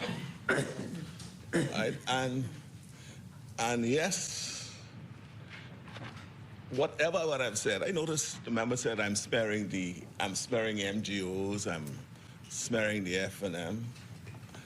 You know, again, that's a view that he has deduced, perhaps, from what I would have said. But maybe if he would have read the audit report that was laid, then he could see whether what I would have said detracts from anything that what was put in the report. I'm saying that there's been nothing, there have not been cooperation. And at the end of the day, I don't have the power to compel anyone to cooperate with me. But yes, there are mechanisms through which people are compelled to cooperate, and those are being considered. You don't need to tell me, I don't need to tell you when I will do it. But you know, unlike others, I understand the Westminster system, I understand conventions, and you will be informed at the appropriate time of the steps that will be taken in relation to anyone and anything that may impact you and the country. And you know I've been doing that and will continue to do it. Madam Speaker,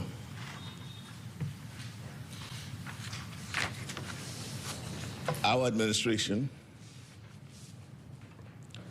through the announcement of the government's white paper on digital assets, is every indication that we are making innovative efforts to diversify our economy. The digital asset industry has developed rapidly in a few short years into an industry with a $3 trillion market cap, opening up the potential for enormous opportunities for our jurisdiction.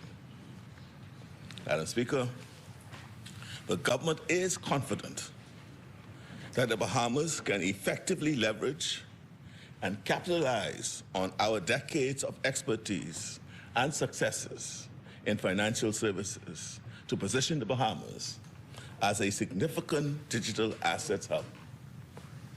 We recognized the importance of establishing the framework that would allow us not only to participate, but also to lead in this innovative industry.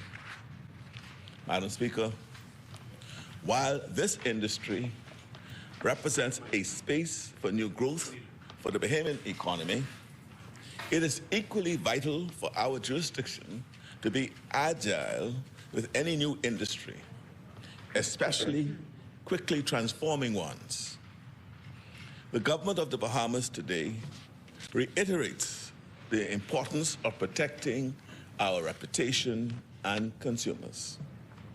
In our approach to advancing public policy, our administration knows that getting our policies and regulations right matters considerably to building the infrastructure that positions our country for success and protects the jurisdiction.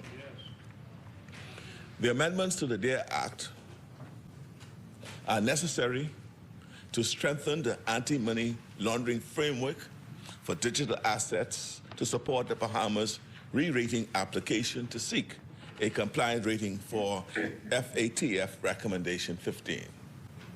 These amendments align with our commitment in the white paper to be compliant with international best practices and requirements. As Minister of Finance, I've made it extremely clear that government's policies are designed to facilitate and encourage growth while ensuring we keep bad actors out of the jurisdiction. Additionally, as we continue to make policies advance in the digital assets industry, we are focused primarily on making sure that this industry succeeds in the Bahamas, awarding opportunities for Bahamians to play their role as consumers and investors. Madam Speaker, our decades of previous success in the financial industry have allowed our people to develop unique expertise as leading professionals in international financial services. As a result, the Bahamas has an extensive capacity of human capital positioned to assist all in the fintech space who look to do business in the Bahamas. Yes.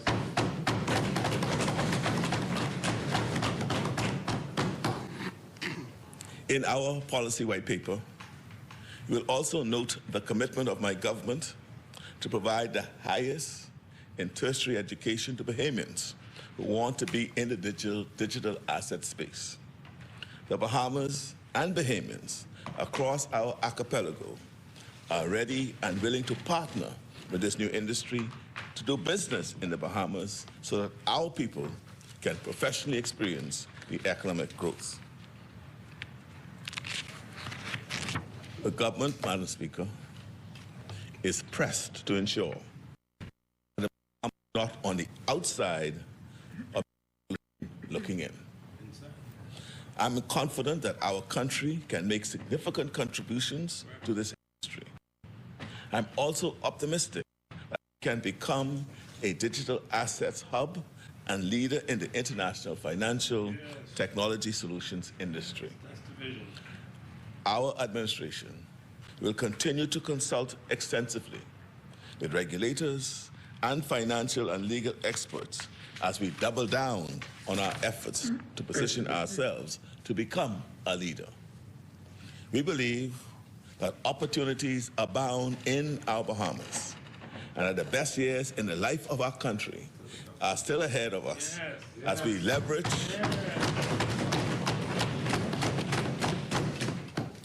leverage exciting new industries.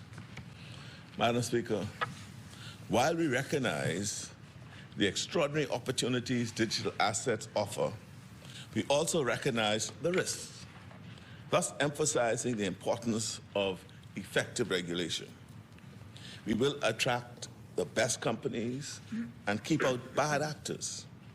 In addition, digital assets companies associated with our jurisdiction must operate fairly and in the interests of customers. We must ensure that customers' money and assets are safely and adequately safeguarded, and that measures are in place to detect and prevent financial crime.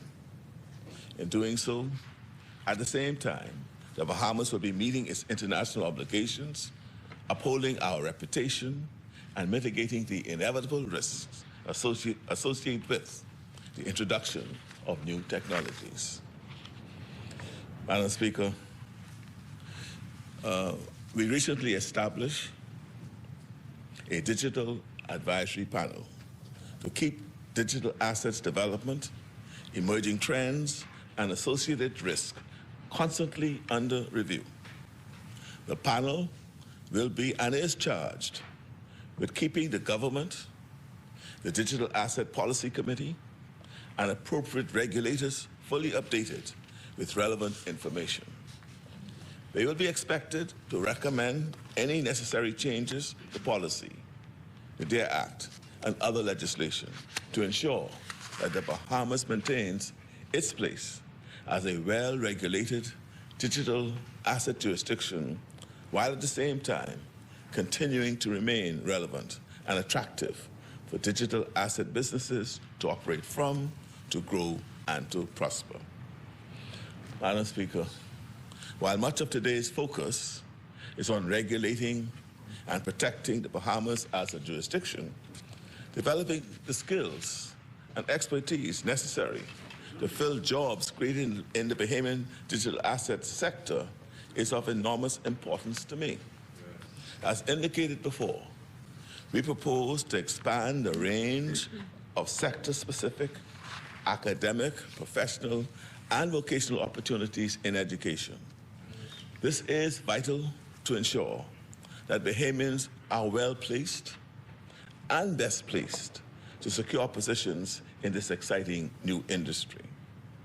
In addition, we will promote the closest collaboration between the University of the Bahamas, the private sector, and the regulators to develop crypto asset courses for both certificates and degree level. Again, I trust the whole House and the Bahamian people will share my sincere desire that the broadest possible number of Bahamians benefit from this opportunity. Madam Speaker, these are exciting times for our country. Even though we are at the very early stages of our journey in digital assets as a country, and like with anything new, we will likely contend with obstacles and uncertainties in this field. However, the government remains optimistic that we are positioning the Bahamas to participate and lead in these rapidly changing emerging industries. What the government is proposing in the digital asset space is genuinely innovative.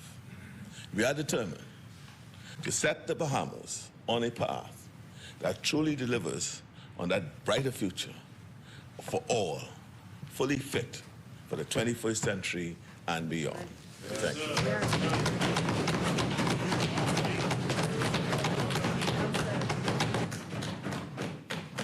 Thank you, Honourable Member. Asmini, the Chair recognizes the Honourable Member for East Grand Bahama.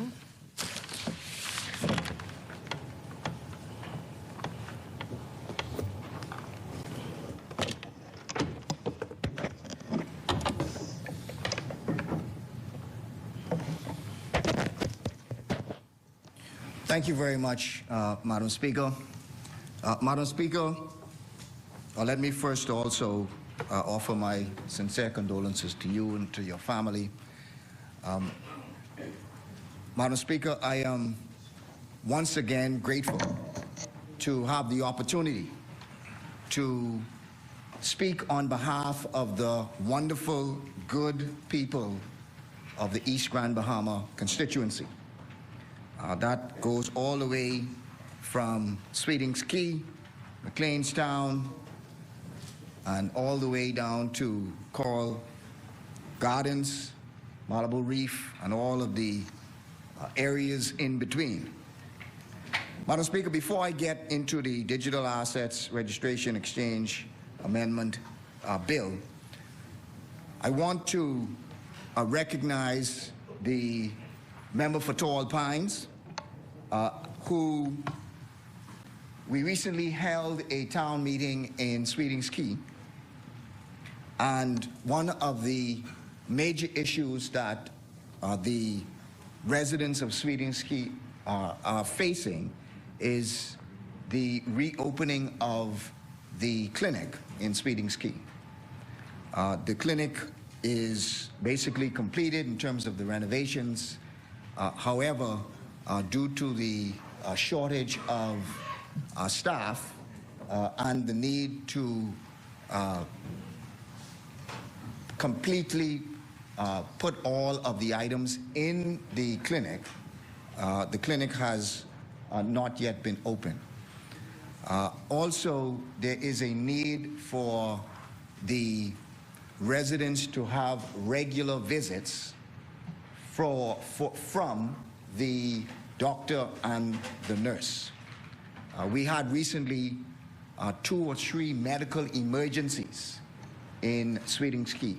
And Madam Speaker, for those who may not be aware of in terms of the logistics of Sweetings Key is about a 15-minute boat ride from McLeanstown to Sweetings Key. And if you're looking for a ride from McLeanstown is probably about 45 minutes to an hour from Freeport to McLeanstown. So if you are in Freeport, and if the hospital is in Freeport, that's an hour drive, 45 to an hour drive to McLeanstown, and then you have to get on a boat from McLeanstown to Sweetings Key. And so there is a challenge if there is a medical emergency in Sweetings Key. Thankfully, the last medical emergencies that have happened have not resulted in anyone passing. Madam Speaker, we sent a letter to the minister responsible for health, and he has communicated with me. He has also put us in touch with the medical professionals, and the medical professionals have indicated that they are seeking as soon as possible to staff the clinic and to restart the visits for the doctor and for the nurse. We are appreciative in the response, but we still continue to press that it has not started yet, and that we want to keep this to the forefront of everyone's attention, because God forbid something happens and there is a medical emergency and unfortunately someone passes. But I do have to accept that we sent the letter to the minister, and the minister immediately called me and immediately put us in touch with the medical professionals. The chair recognizes the honourable member for Tall Pines. Member for East Grand Bahama. Madam Speaker, we are fully aware of the challenges that exist in East Grand Bahama, but more specifically in Sweetings Key. The Public Hospitals Authority, along with the Ministry of Health, have been addressing many of the logistical challenges, not only in Grand Bahama, but throughout our archipelago. And I spoke specifically to the member and explained exactly the challenges we currently face. Yes, the facility is near completion, and there was a challenge to find residents for the medical staff on Sweetings Key. This was brought to the attention of the representatives of the PHA, who was working very diligently to try to resolve that issue.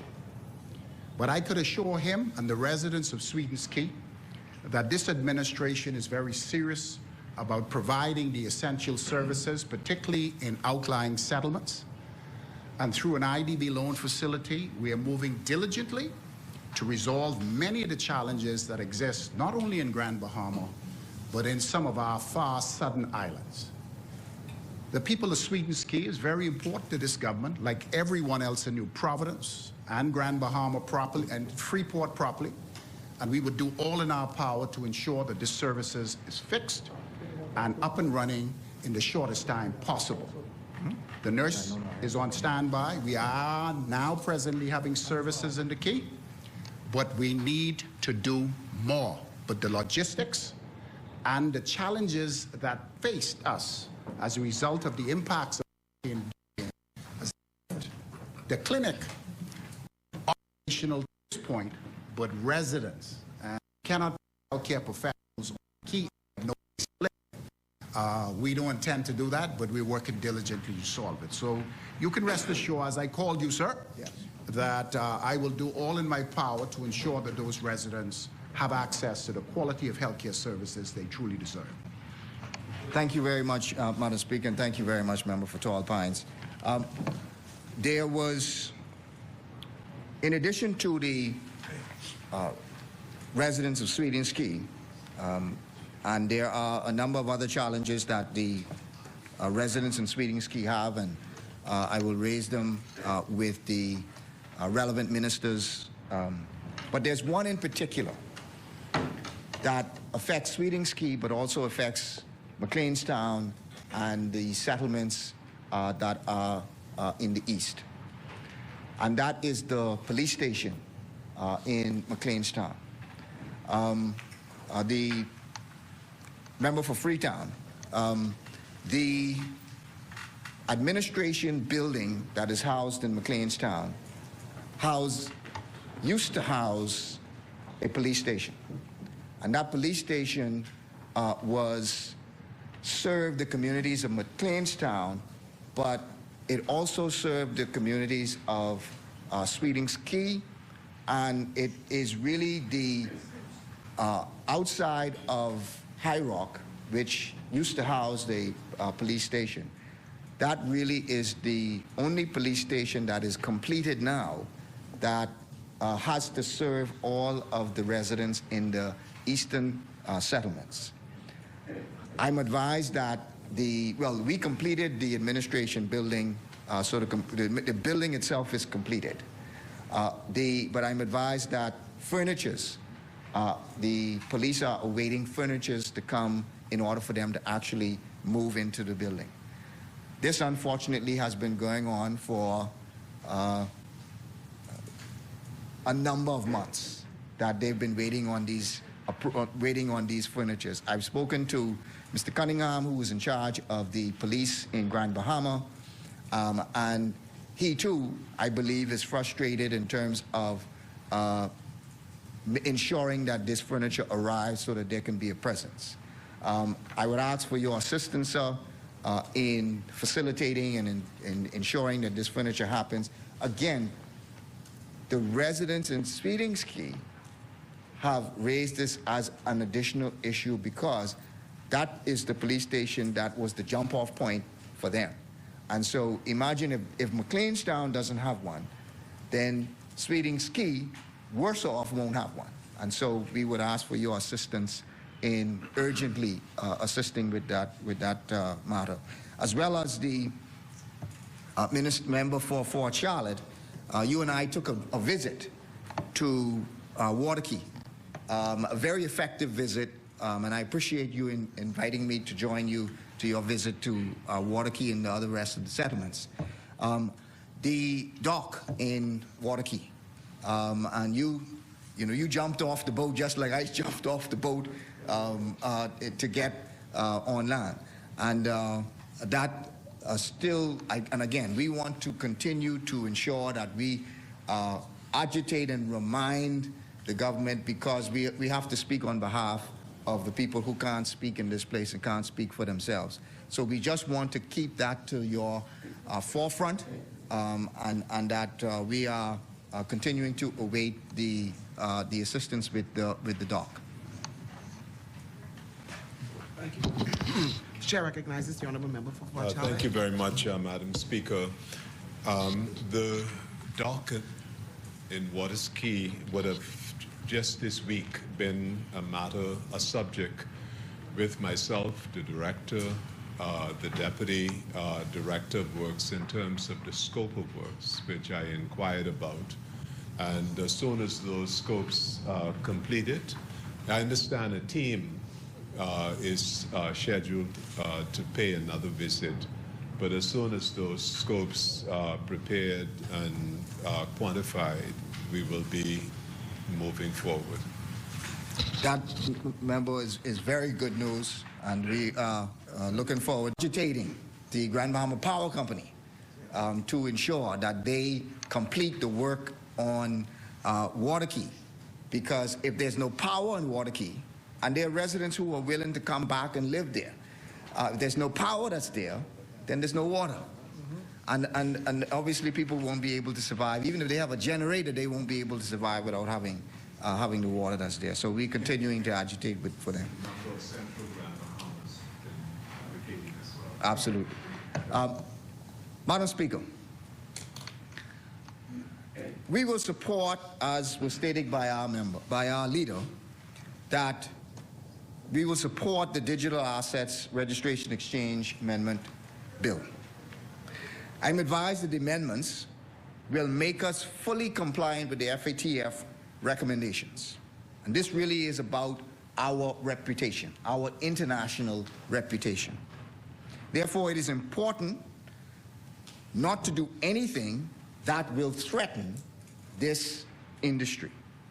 And while we believe, like the Securities Commission, which we are advised, that there are existing protections in the Act, we have no difficulties with agreeing to the amendments as they are based on recommendations from the FATF. But I wish to speak to a broader point in reference to the Digital Assets and Amendment Bill. We are at a defining moment for the fintech industry in the Bahamas. We in the FNM have put in the work, we've done the heavy lifting, and we've laid the foundation for a tremendous future in this industry. The FNM fully recognizes the potential of this industry and the potential of the overall technology industry. All the way back in 2018, I gave a speech in London at the Commonwealth Summit, and it was carried by an international news outlet, BN Americas. And their headline was, Bahamas FinTech Push. Their article says, with FinTech still in the budding industry in the Caribbean, the Bahamas is pushing for expansion of tech development in the island nation, and FinTech in particular. The world is moving in that direction. The world is inviting companies to come who are indeed focused on FinTech. They quoted me in the speech that I gave at the Commonwealth Summit.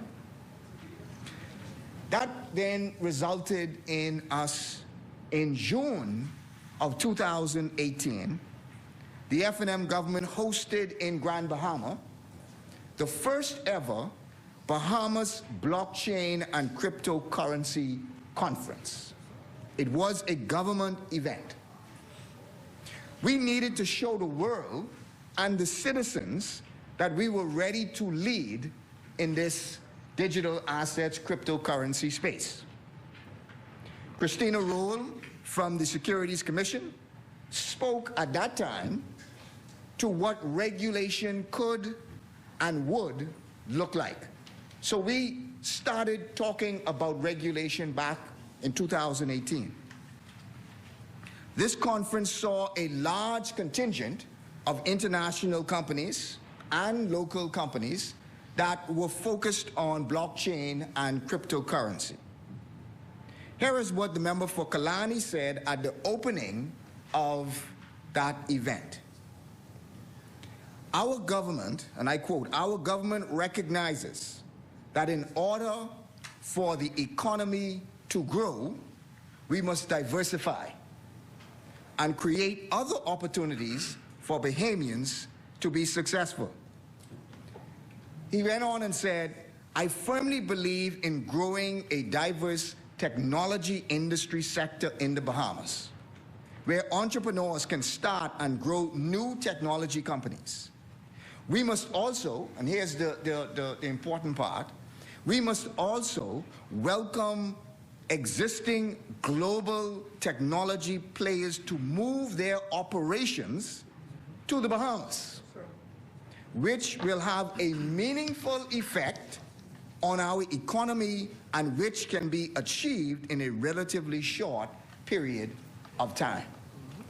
So back in 2018, when we had the international conference, the Bahamas Blockchain and Cryptocurrency Conference, we spoke of a vision to regulate this industry, to be one of the first to regulate this industry, and by regulating the industry, attracting these major international players, which we are seeing fruits of that today. A working group was formed and consulted with the Securities Commission and the Central Bank. The Digital Assets, or the DARE Act of 2020, was a landmark piece of legislation that was ahead of its time and has paid and will continue to pay dividends for the Bahamas. When the FNM passed the DARE Act in 2020, the Securities Commission Chief, Ms. Christina Roll, said this back in 2020.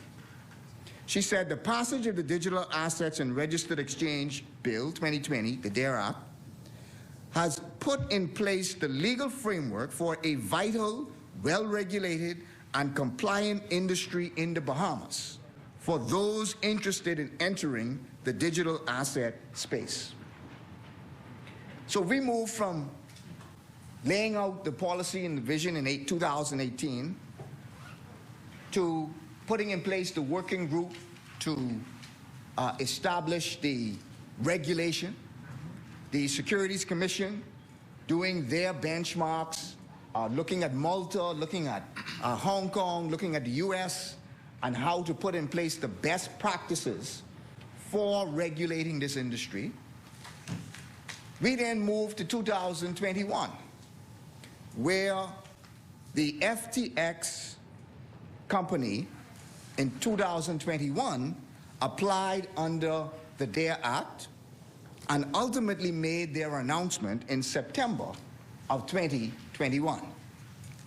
Here is what Sam Bankman-Fried, who is the CEO of FTX, said in addressing the groundbreaking of the company's West Bay Street headquarters. Noted that after undertaking an extensive search, the Bahamas ultimately proved to be the top-ranking jurisdiction in all the metrics the company was looking for to put down its roots. He went on to say, the search came down to roughly 7 jurisdictions that had not been crossed off their list. He noted that the Bahamas regulatory framework, the Digital Assets Registered Exchanges legislation, also known as the DARE Act, was key in attracting the company to the Bahamas. So, Madam Speaker, we have to support this. We have to support the continuation of this initiative. It was our initiative.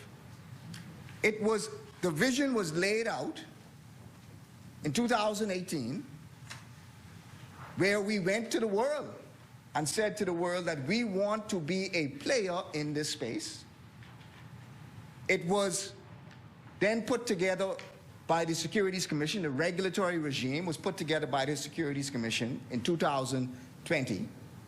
And then we didn't see the fruits of the regulation in 2021, where we have the second largest digital exchange company in the world who decided that as a result of your regulatory framework, we will set up base in the Bahamas.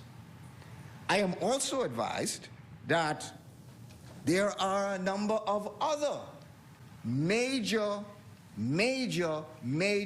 players on the level of FTX who are in the process of applying through the Securities Commission to do a similar thing, to have their headquarters set up here in the Bahamas. So, Madam Speaker, again, we have to support this. We are therefore pleased to see the fruits of the Free National Movement have resulted in FTX moving to the Bahamas, and we are pleased to see the other wonderful results. My only, and I say this selfishly, my only regret is that we were unable to get FTX to set up shop in Freeport or set up shop in Grand Bahama as opposed to doing it in the Providence. But maybe next time, when the other companies come, member for West Grand Bahama, that you can influence them to come to Grand Bahama and set up shop in Grand Bahama. It is also good to see the government continuing the vision of the Free National Movement. Companies like FTX are game changers for the Bahamas. In fact, we saw in the, just in the paper today, just in the paper this morning, in the business section this morning, where it says investment companies like FTX's arrival to establishment of Atlantis. In essence, FTX is to the Bahamian fintech industry and Bahamian technology industry what Atlantis is for tourism. And we know what Atlantis means for tourism in the Bahamas. And FTX's arrival here in the Bahamas is like what Atlantis is for tourism. But what next, Madam Speaker? We cannot just sit back and let things happen, but we must make them happen. So what next? The government has passed its white paper, which is a start, but here are some thoughts on the way forward. The industry has the potential to impact Bahamians at every level. This cannot be just limited to just finance, and we've heard what the Prime Minister said, but it cannot just be limited to finance people, accountants, and lawyers.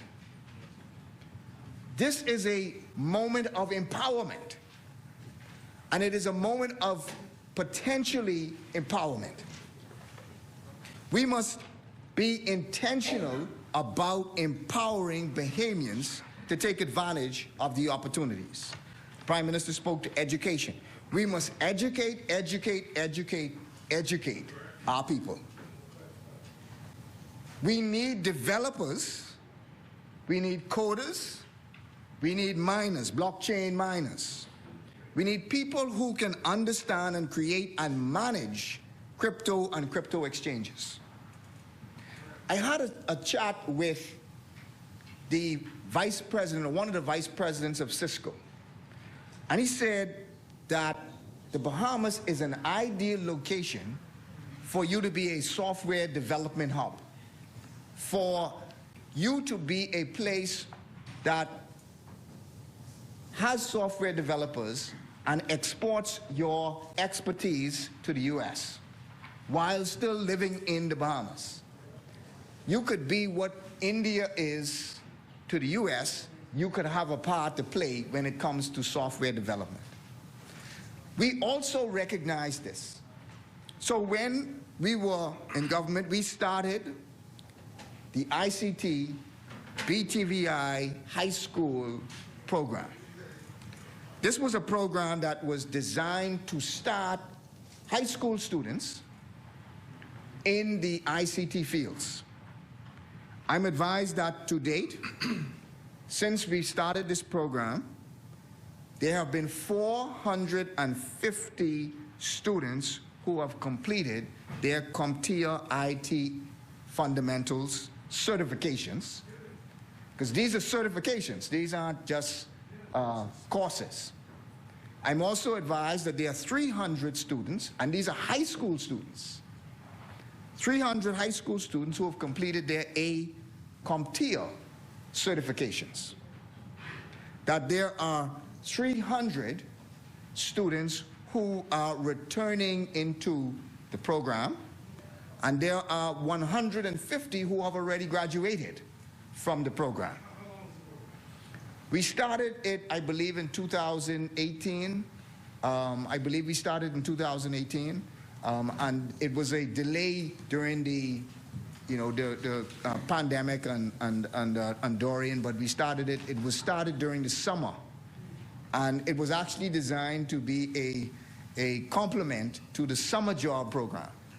So we took students who were part of the summer job program from 9th to 12th grade, and we trained them at BTVI during the summer. And they were able then to get their certifications. So that by the time they graduated, and I attended the first graduation, by the time they graduated, they would have had 1 year's of college credits at BTVI.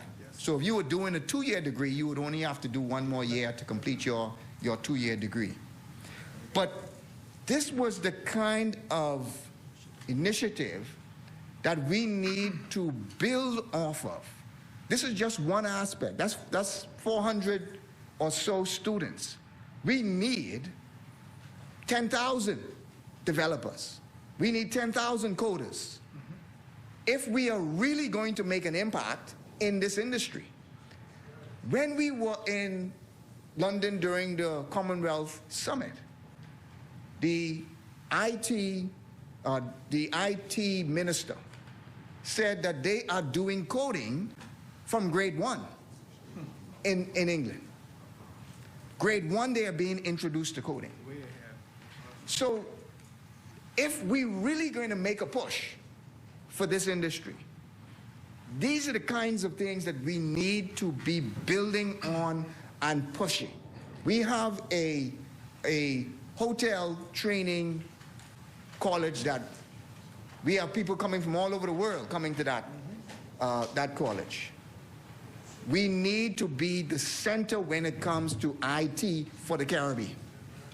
Because if we are going to really make a push and a stab at this industry, education is where we need to go. Infrastructure is also where we need to go. One of the recommendations coming out of the working group was for these type companies like FTX and these other major companies, rather than them coming and setting up their own infrastructure, we need to have the infrastructure here to attract them. So we need to maybe think about having 5G zones to where these companies can come into a 5G zone and they can thrive in the 5G zone. In Grand Bahama, I like the way that you think West Grand Bahama. More groundbreaking, right? One additional suggestion that was made by the working group, which I agree with, is as it relates to exchange control. The central bank should liberalize exchange control for virtual currency businesses so that they are able to transact freely, virtually. Further, there should be a clear policy exemption for exchange controls for Bahamians who are buying tokens and coins on the exchange and settling in Bahamian dollars. Right now, it is extremely difficult and cumbersome, and you have a limitation when it comes to exchanging and trading in cryptocurrency. But we need to liberalize exchange control when it comes to those companies that want to come in, but also when it comes to Bahamians exercising inside these areas as well. This will provide for more financial inclusion and for more exposure. There are also two other issues, Madam Speaker, that I believe was raised by the leader, and I believe it was spoken by one of the members on the other side. The central bank sand dollar has the potential to do a number of things. Estonia is known as the world leader in e-government. People come from all over the world to study e-government in Estonia because they were one of the first who claimed this to be their own. The government must continue to push to make the sand dollar platform must continue to push the sand dollar as a payment platform for all government services. We must think out of the box when it comes to payment of government services. So if we can pay our driver's license bill, we can pay our service charges, we could pay our any bill that we have to pay to the government, if we can pay that in sand dollar, that increases the usage of it, and it also increases the convenience of paying. We started the process by introducing it as a payment platform, but it needs to be expanded. We must also take a proactive role in exposing the public to the sand dollar. Not a lot of Bahamians use the sand dollar. And so we must be proactive in ensuring that we push this initiative. We drive this initiative and allow the public now to be more knowledgeable, and for the public to be to use this, and maybe it's more convenient for the public to use it. This is especially the case for the family islands, which can help to solve the lack of banks in family islands. After Hurricane I was devastated, banks were completely closed. You had a situation where persons had to take private flights of loads and loads of cash over to Abaco. Banks are closing at all family islands in Andros, Eleuthera. They are closing in these family islands. If we had a more user-friendly sand dollar system where more persons use the sand dollar, then that would alleviate the need to have banks, because you would then be transacting digitally. So you wouldn't need cash. You wouldn't need to go to the bank to deposit your money. But you can transact by the use of your phone. So I could pay my bills. I could go to the food store. I can transact with persons. Once you have a sand dollar account, I have a sand dollar account. That can then solve our banking issues in the family islands. We also should think about a pilot program where the government pays a portion of civil servant salary, and obviously the civil servants has to agree, but to pay a portion of a civil servant's salary in sand dollar, so that again, it increases the usage of the sand dollar. And we should also be providing incentive for businesses and for people to sign up for the sand dollar. We had allocated a certain amount of funding in the Ministry of Finance budget for initiatives and incentives for the sand dollar. And we are urging this government to continue working with the central bank to increase the usage of the sand dollar. It can solve a lot of our issues and banking issues in the family islands. The answer is not to build more brick and mortar banks. The answer is to do more digital banking and use digital currency when it comes to that. So, Madam Speaker, thank you very much. We support the amendments to this bill. Thank you, Honourable Member. As many, the Chair recognizes the Honourable Member for Central Grand Bahama. Y'all don't have anyone else?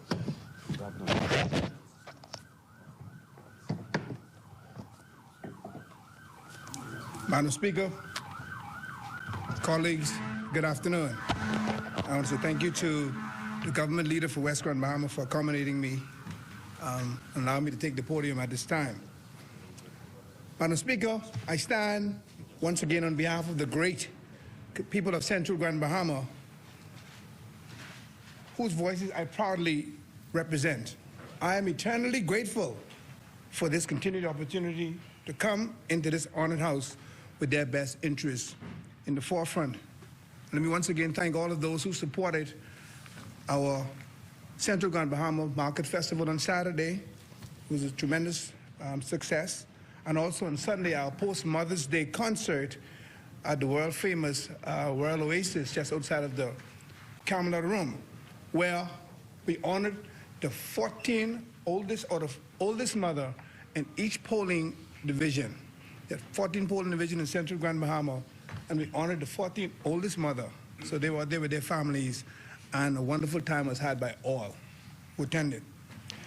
Madam Speaker, the people of Grand Bahama have been through so much over the past few years. They are ready for a breakthrough, and I hope that breakthrough comes sooner rather than later. I'll speak to the Grand Lucayan Seal, Madam Speaker.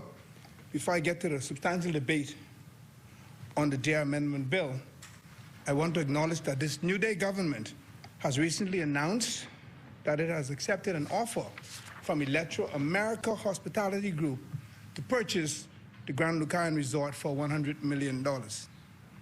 We hear it will be an ambitious property with a luxury lifestyle hotel, an upscale convention hotel, and a family resort, offering thousands of jobs during the reconstruction and opening phases.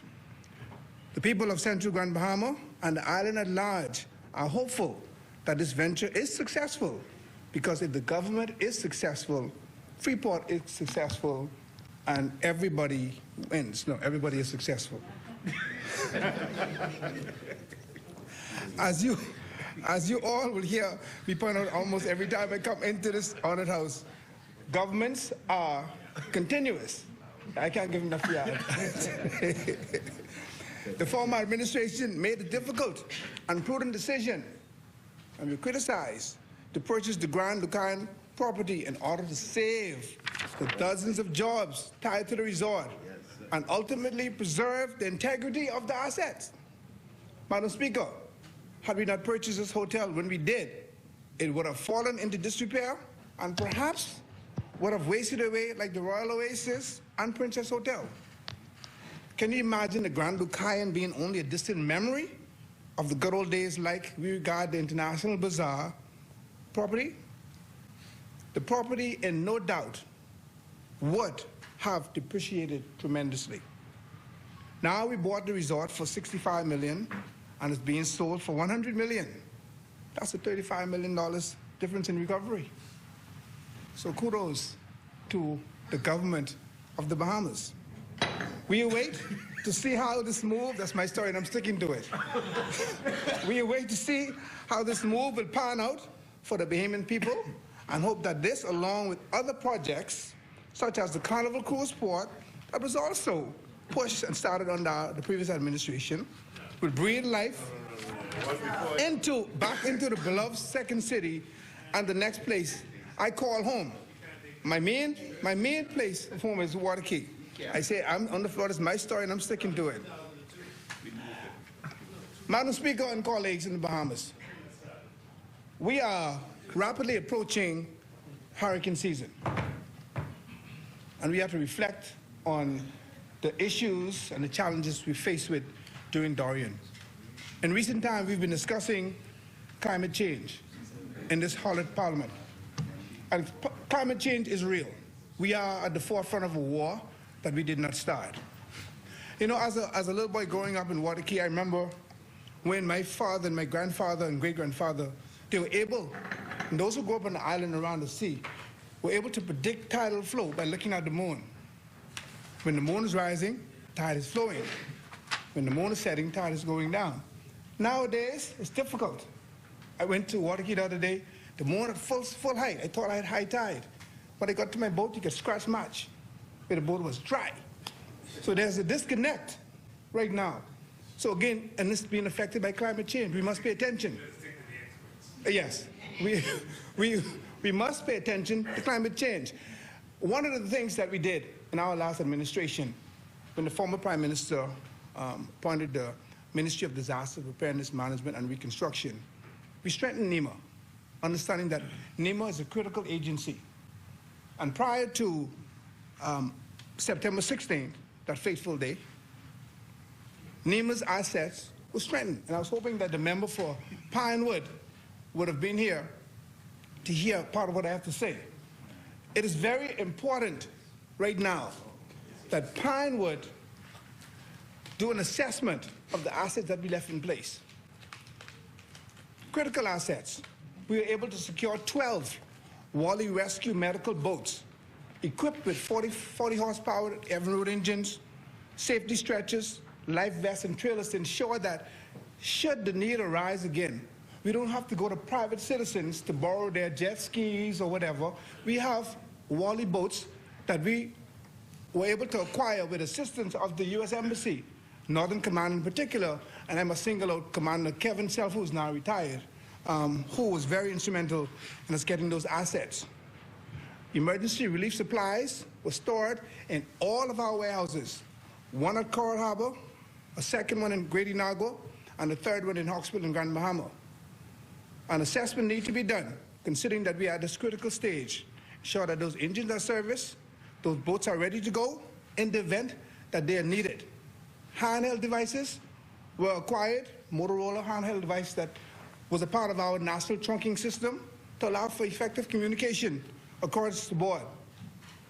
Hurricane shelters were secured. Air-conditioned toilet facilities and a commercial office, commercial kitchen were also secured and should be stored at Coral Harbor Base. So it's time for us to ensure that we assess those equipment, those assets, we maintain them in the event that there's an emergency, we could mobilize immediately. We also have a document left in place, a 15-page document, a resilient policy recovery document that I'm sure the minister is now becoming familiar with to deal with how do we effectively and immediately go into recovery mode, into prevention, into management and recovery mode immediately following a disaster. Everything is in place. So I admonish you, Minister, to ensure that those assets are up and running, because if we remember in 2020, we said, and I talk about a disconnect between the tide and the moon now. In 2020, in April, we had our first hurricane. I remember in cabinet, I asked the then Prime Minister to allow me to leave the room. We had to mobilize a team in Grand Bahama to go to Sweeting Ski to rescue those persons from the island of Sweeting Ski, to bring them on the mainland in April. So now June to November is no longer. We have to be ready at all times to go into those emergency mode. So just a bit of advice, and I'm here for support. Whenever you call on me, I'll be happy to lend as much support as I can. Thank you. This week, as we can see, parts of New Providence saw a downpour of rain that completely flooded major thoroughfares and residential areas. This is just a warning for what may be to come in the upcoming hurricane season. I pray to God that a Dorian never hits New Providence, because New Providence, all of our critical assets. So we need to decentralize. We need to have redundancies, not in New Providence, but in other islands, where if one shuts down, we can continue on with our government business. So again, just a bit of advice. I want to urge the Bahamian people that it's never too early to start your hurricane preparation. Ensure that you have the necessary equipment and items now, and your buildings and homes are up to code. Very important. Also seek to remove the debris and possible dangerous projectiles away from your homes by cutting down tall trees and dumping bulky items and derelict vehicles. Although the official start of the Atlantic hurricane does not officially begin until June, like I said earlier, climate change has now proven otherwise. Now, the reason why we're here today, I believe it is to speak to the amendments to the DARE bill. Madam Speaker, I turn my attention to the Digital Assets and Registration Exchange. And as I promised you, West Grand Bahama, I will not be long.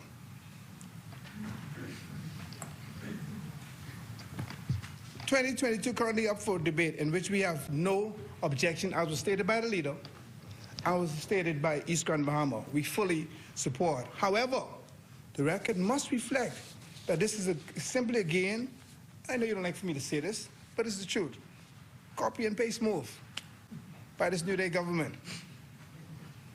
It is true. The former Free National Movement government, as was stated by East Grand Bahama, initially brought this bill in 2020. We saw the opportunity, you saw the opportunity, took the baton, and running with it. Yeah, I can relate to relays. The bill was introduced to set out the legal framework for new expanded financial technology or fintech offering and opportunities in the financial services sector. We also sought to provide the necessary support for the regulation of digital asset businesses involved in the issuance of or sale of digital assets.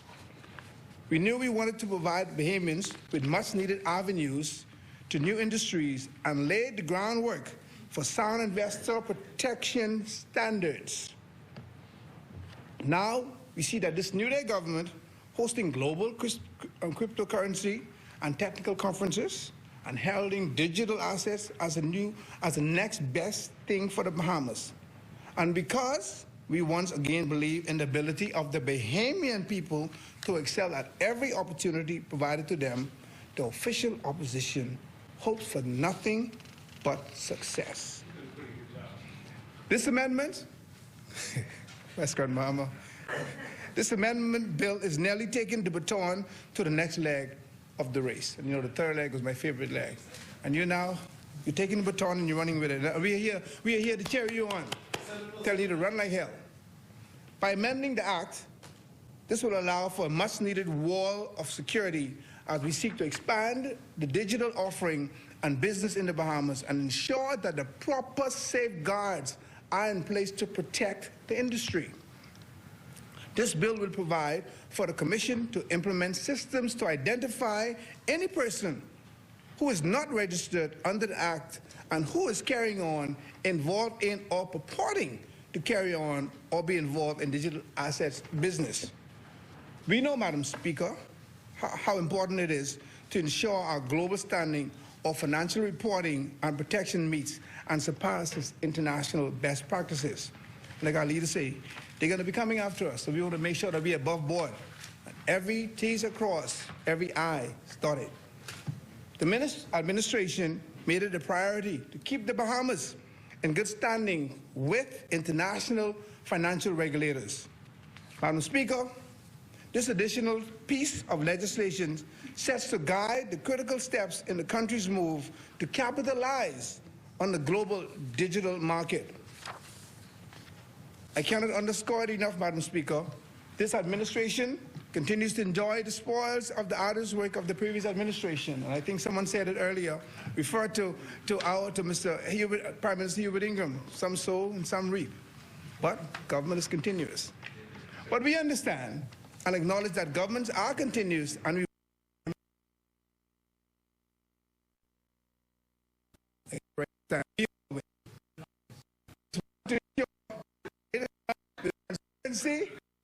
and accountability. As always, as I admonished the member for Pinewood, the official opposition is here to provide bipartisan support for this New Day government. I'm continually honored and grateful for this responsibility to be a representative for the people of Central Grand Bahama and will continue to do my part to advance our country forward, upward, onwards together.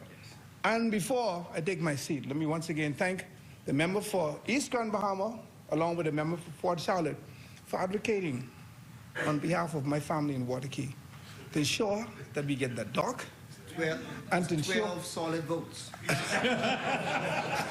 and growing. I won it by a landslide. He won it by 12 to 7. Landslide. But we certainly appreciate it. And as this government continues to win, I certainly would love to be a part of that groundbreaking ceremony. So once again, I look forward to the Ministry of Works coming to Grand Bahama and we do the groundbreaking ceremony for the dock, as well as turning on the power once again. So once again, Madam Speaker, and to the member for West Grand Bahama, I promise to be brief. And with that, Central Grand Bahama, along with my colleagues, supports this bill. Thank you very much. Thank you, Honourable Member. The Chair recognizes the Honourable Member for Pinewood. Madam Speaker, if I may, in response to the Honourable Member for Central Grand Bahama, May is disaster preparedness month. We started the month with a church service at his church that he knows very well, Zion Baptist. The next day, the NEMA had a conference at NEMA's office in which myself, the permanent secretary, the director of the meteorological department, social services, gave the country the position of our disaster preparedness. Along with that, I met personally with the two representatives from the Pacific Disaster Preparedness and also the National Guard of Rhode Island.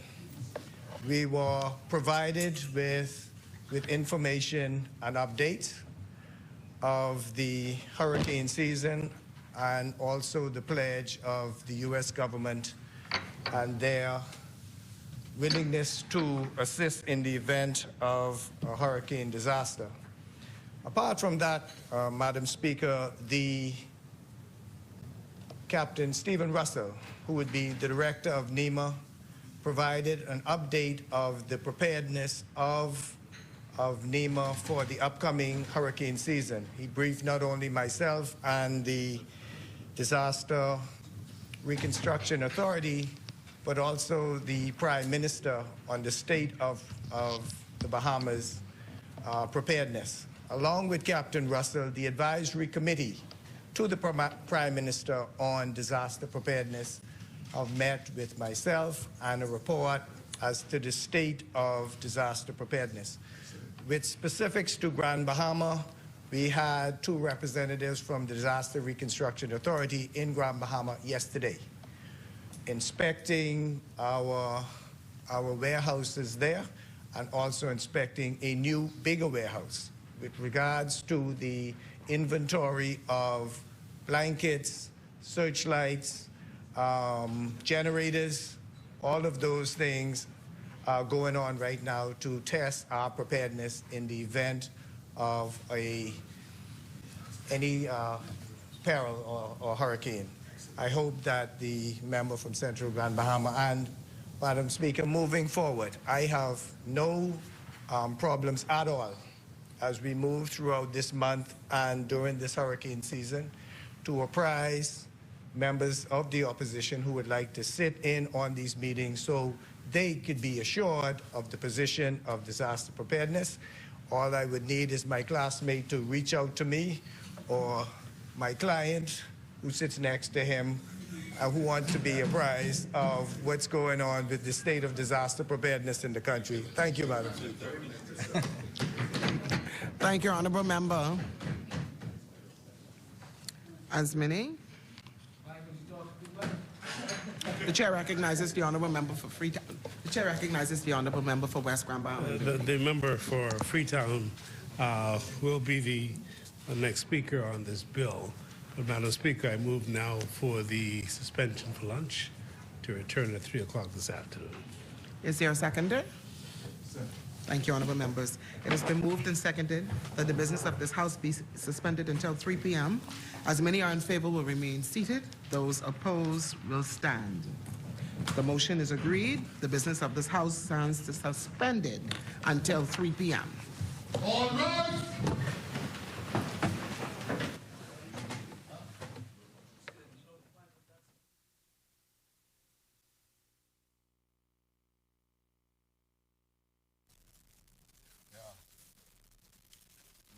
Is good for everything. And you, well, you could, when you eat just, you eat the seeds. Yeah, but you can get the actual.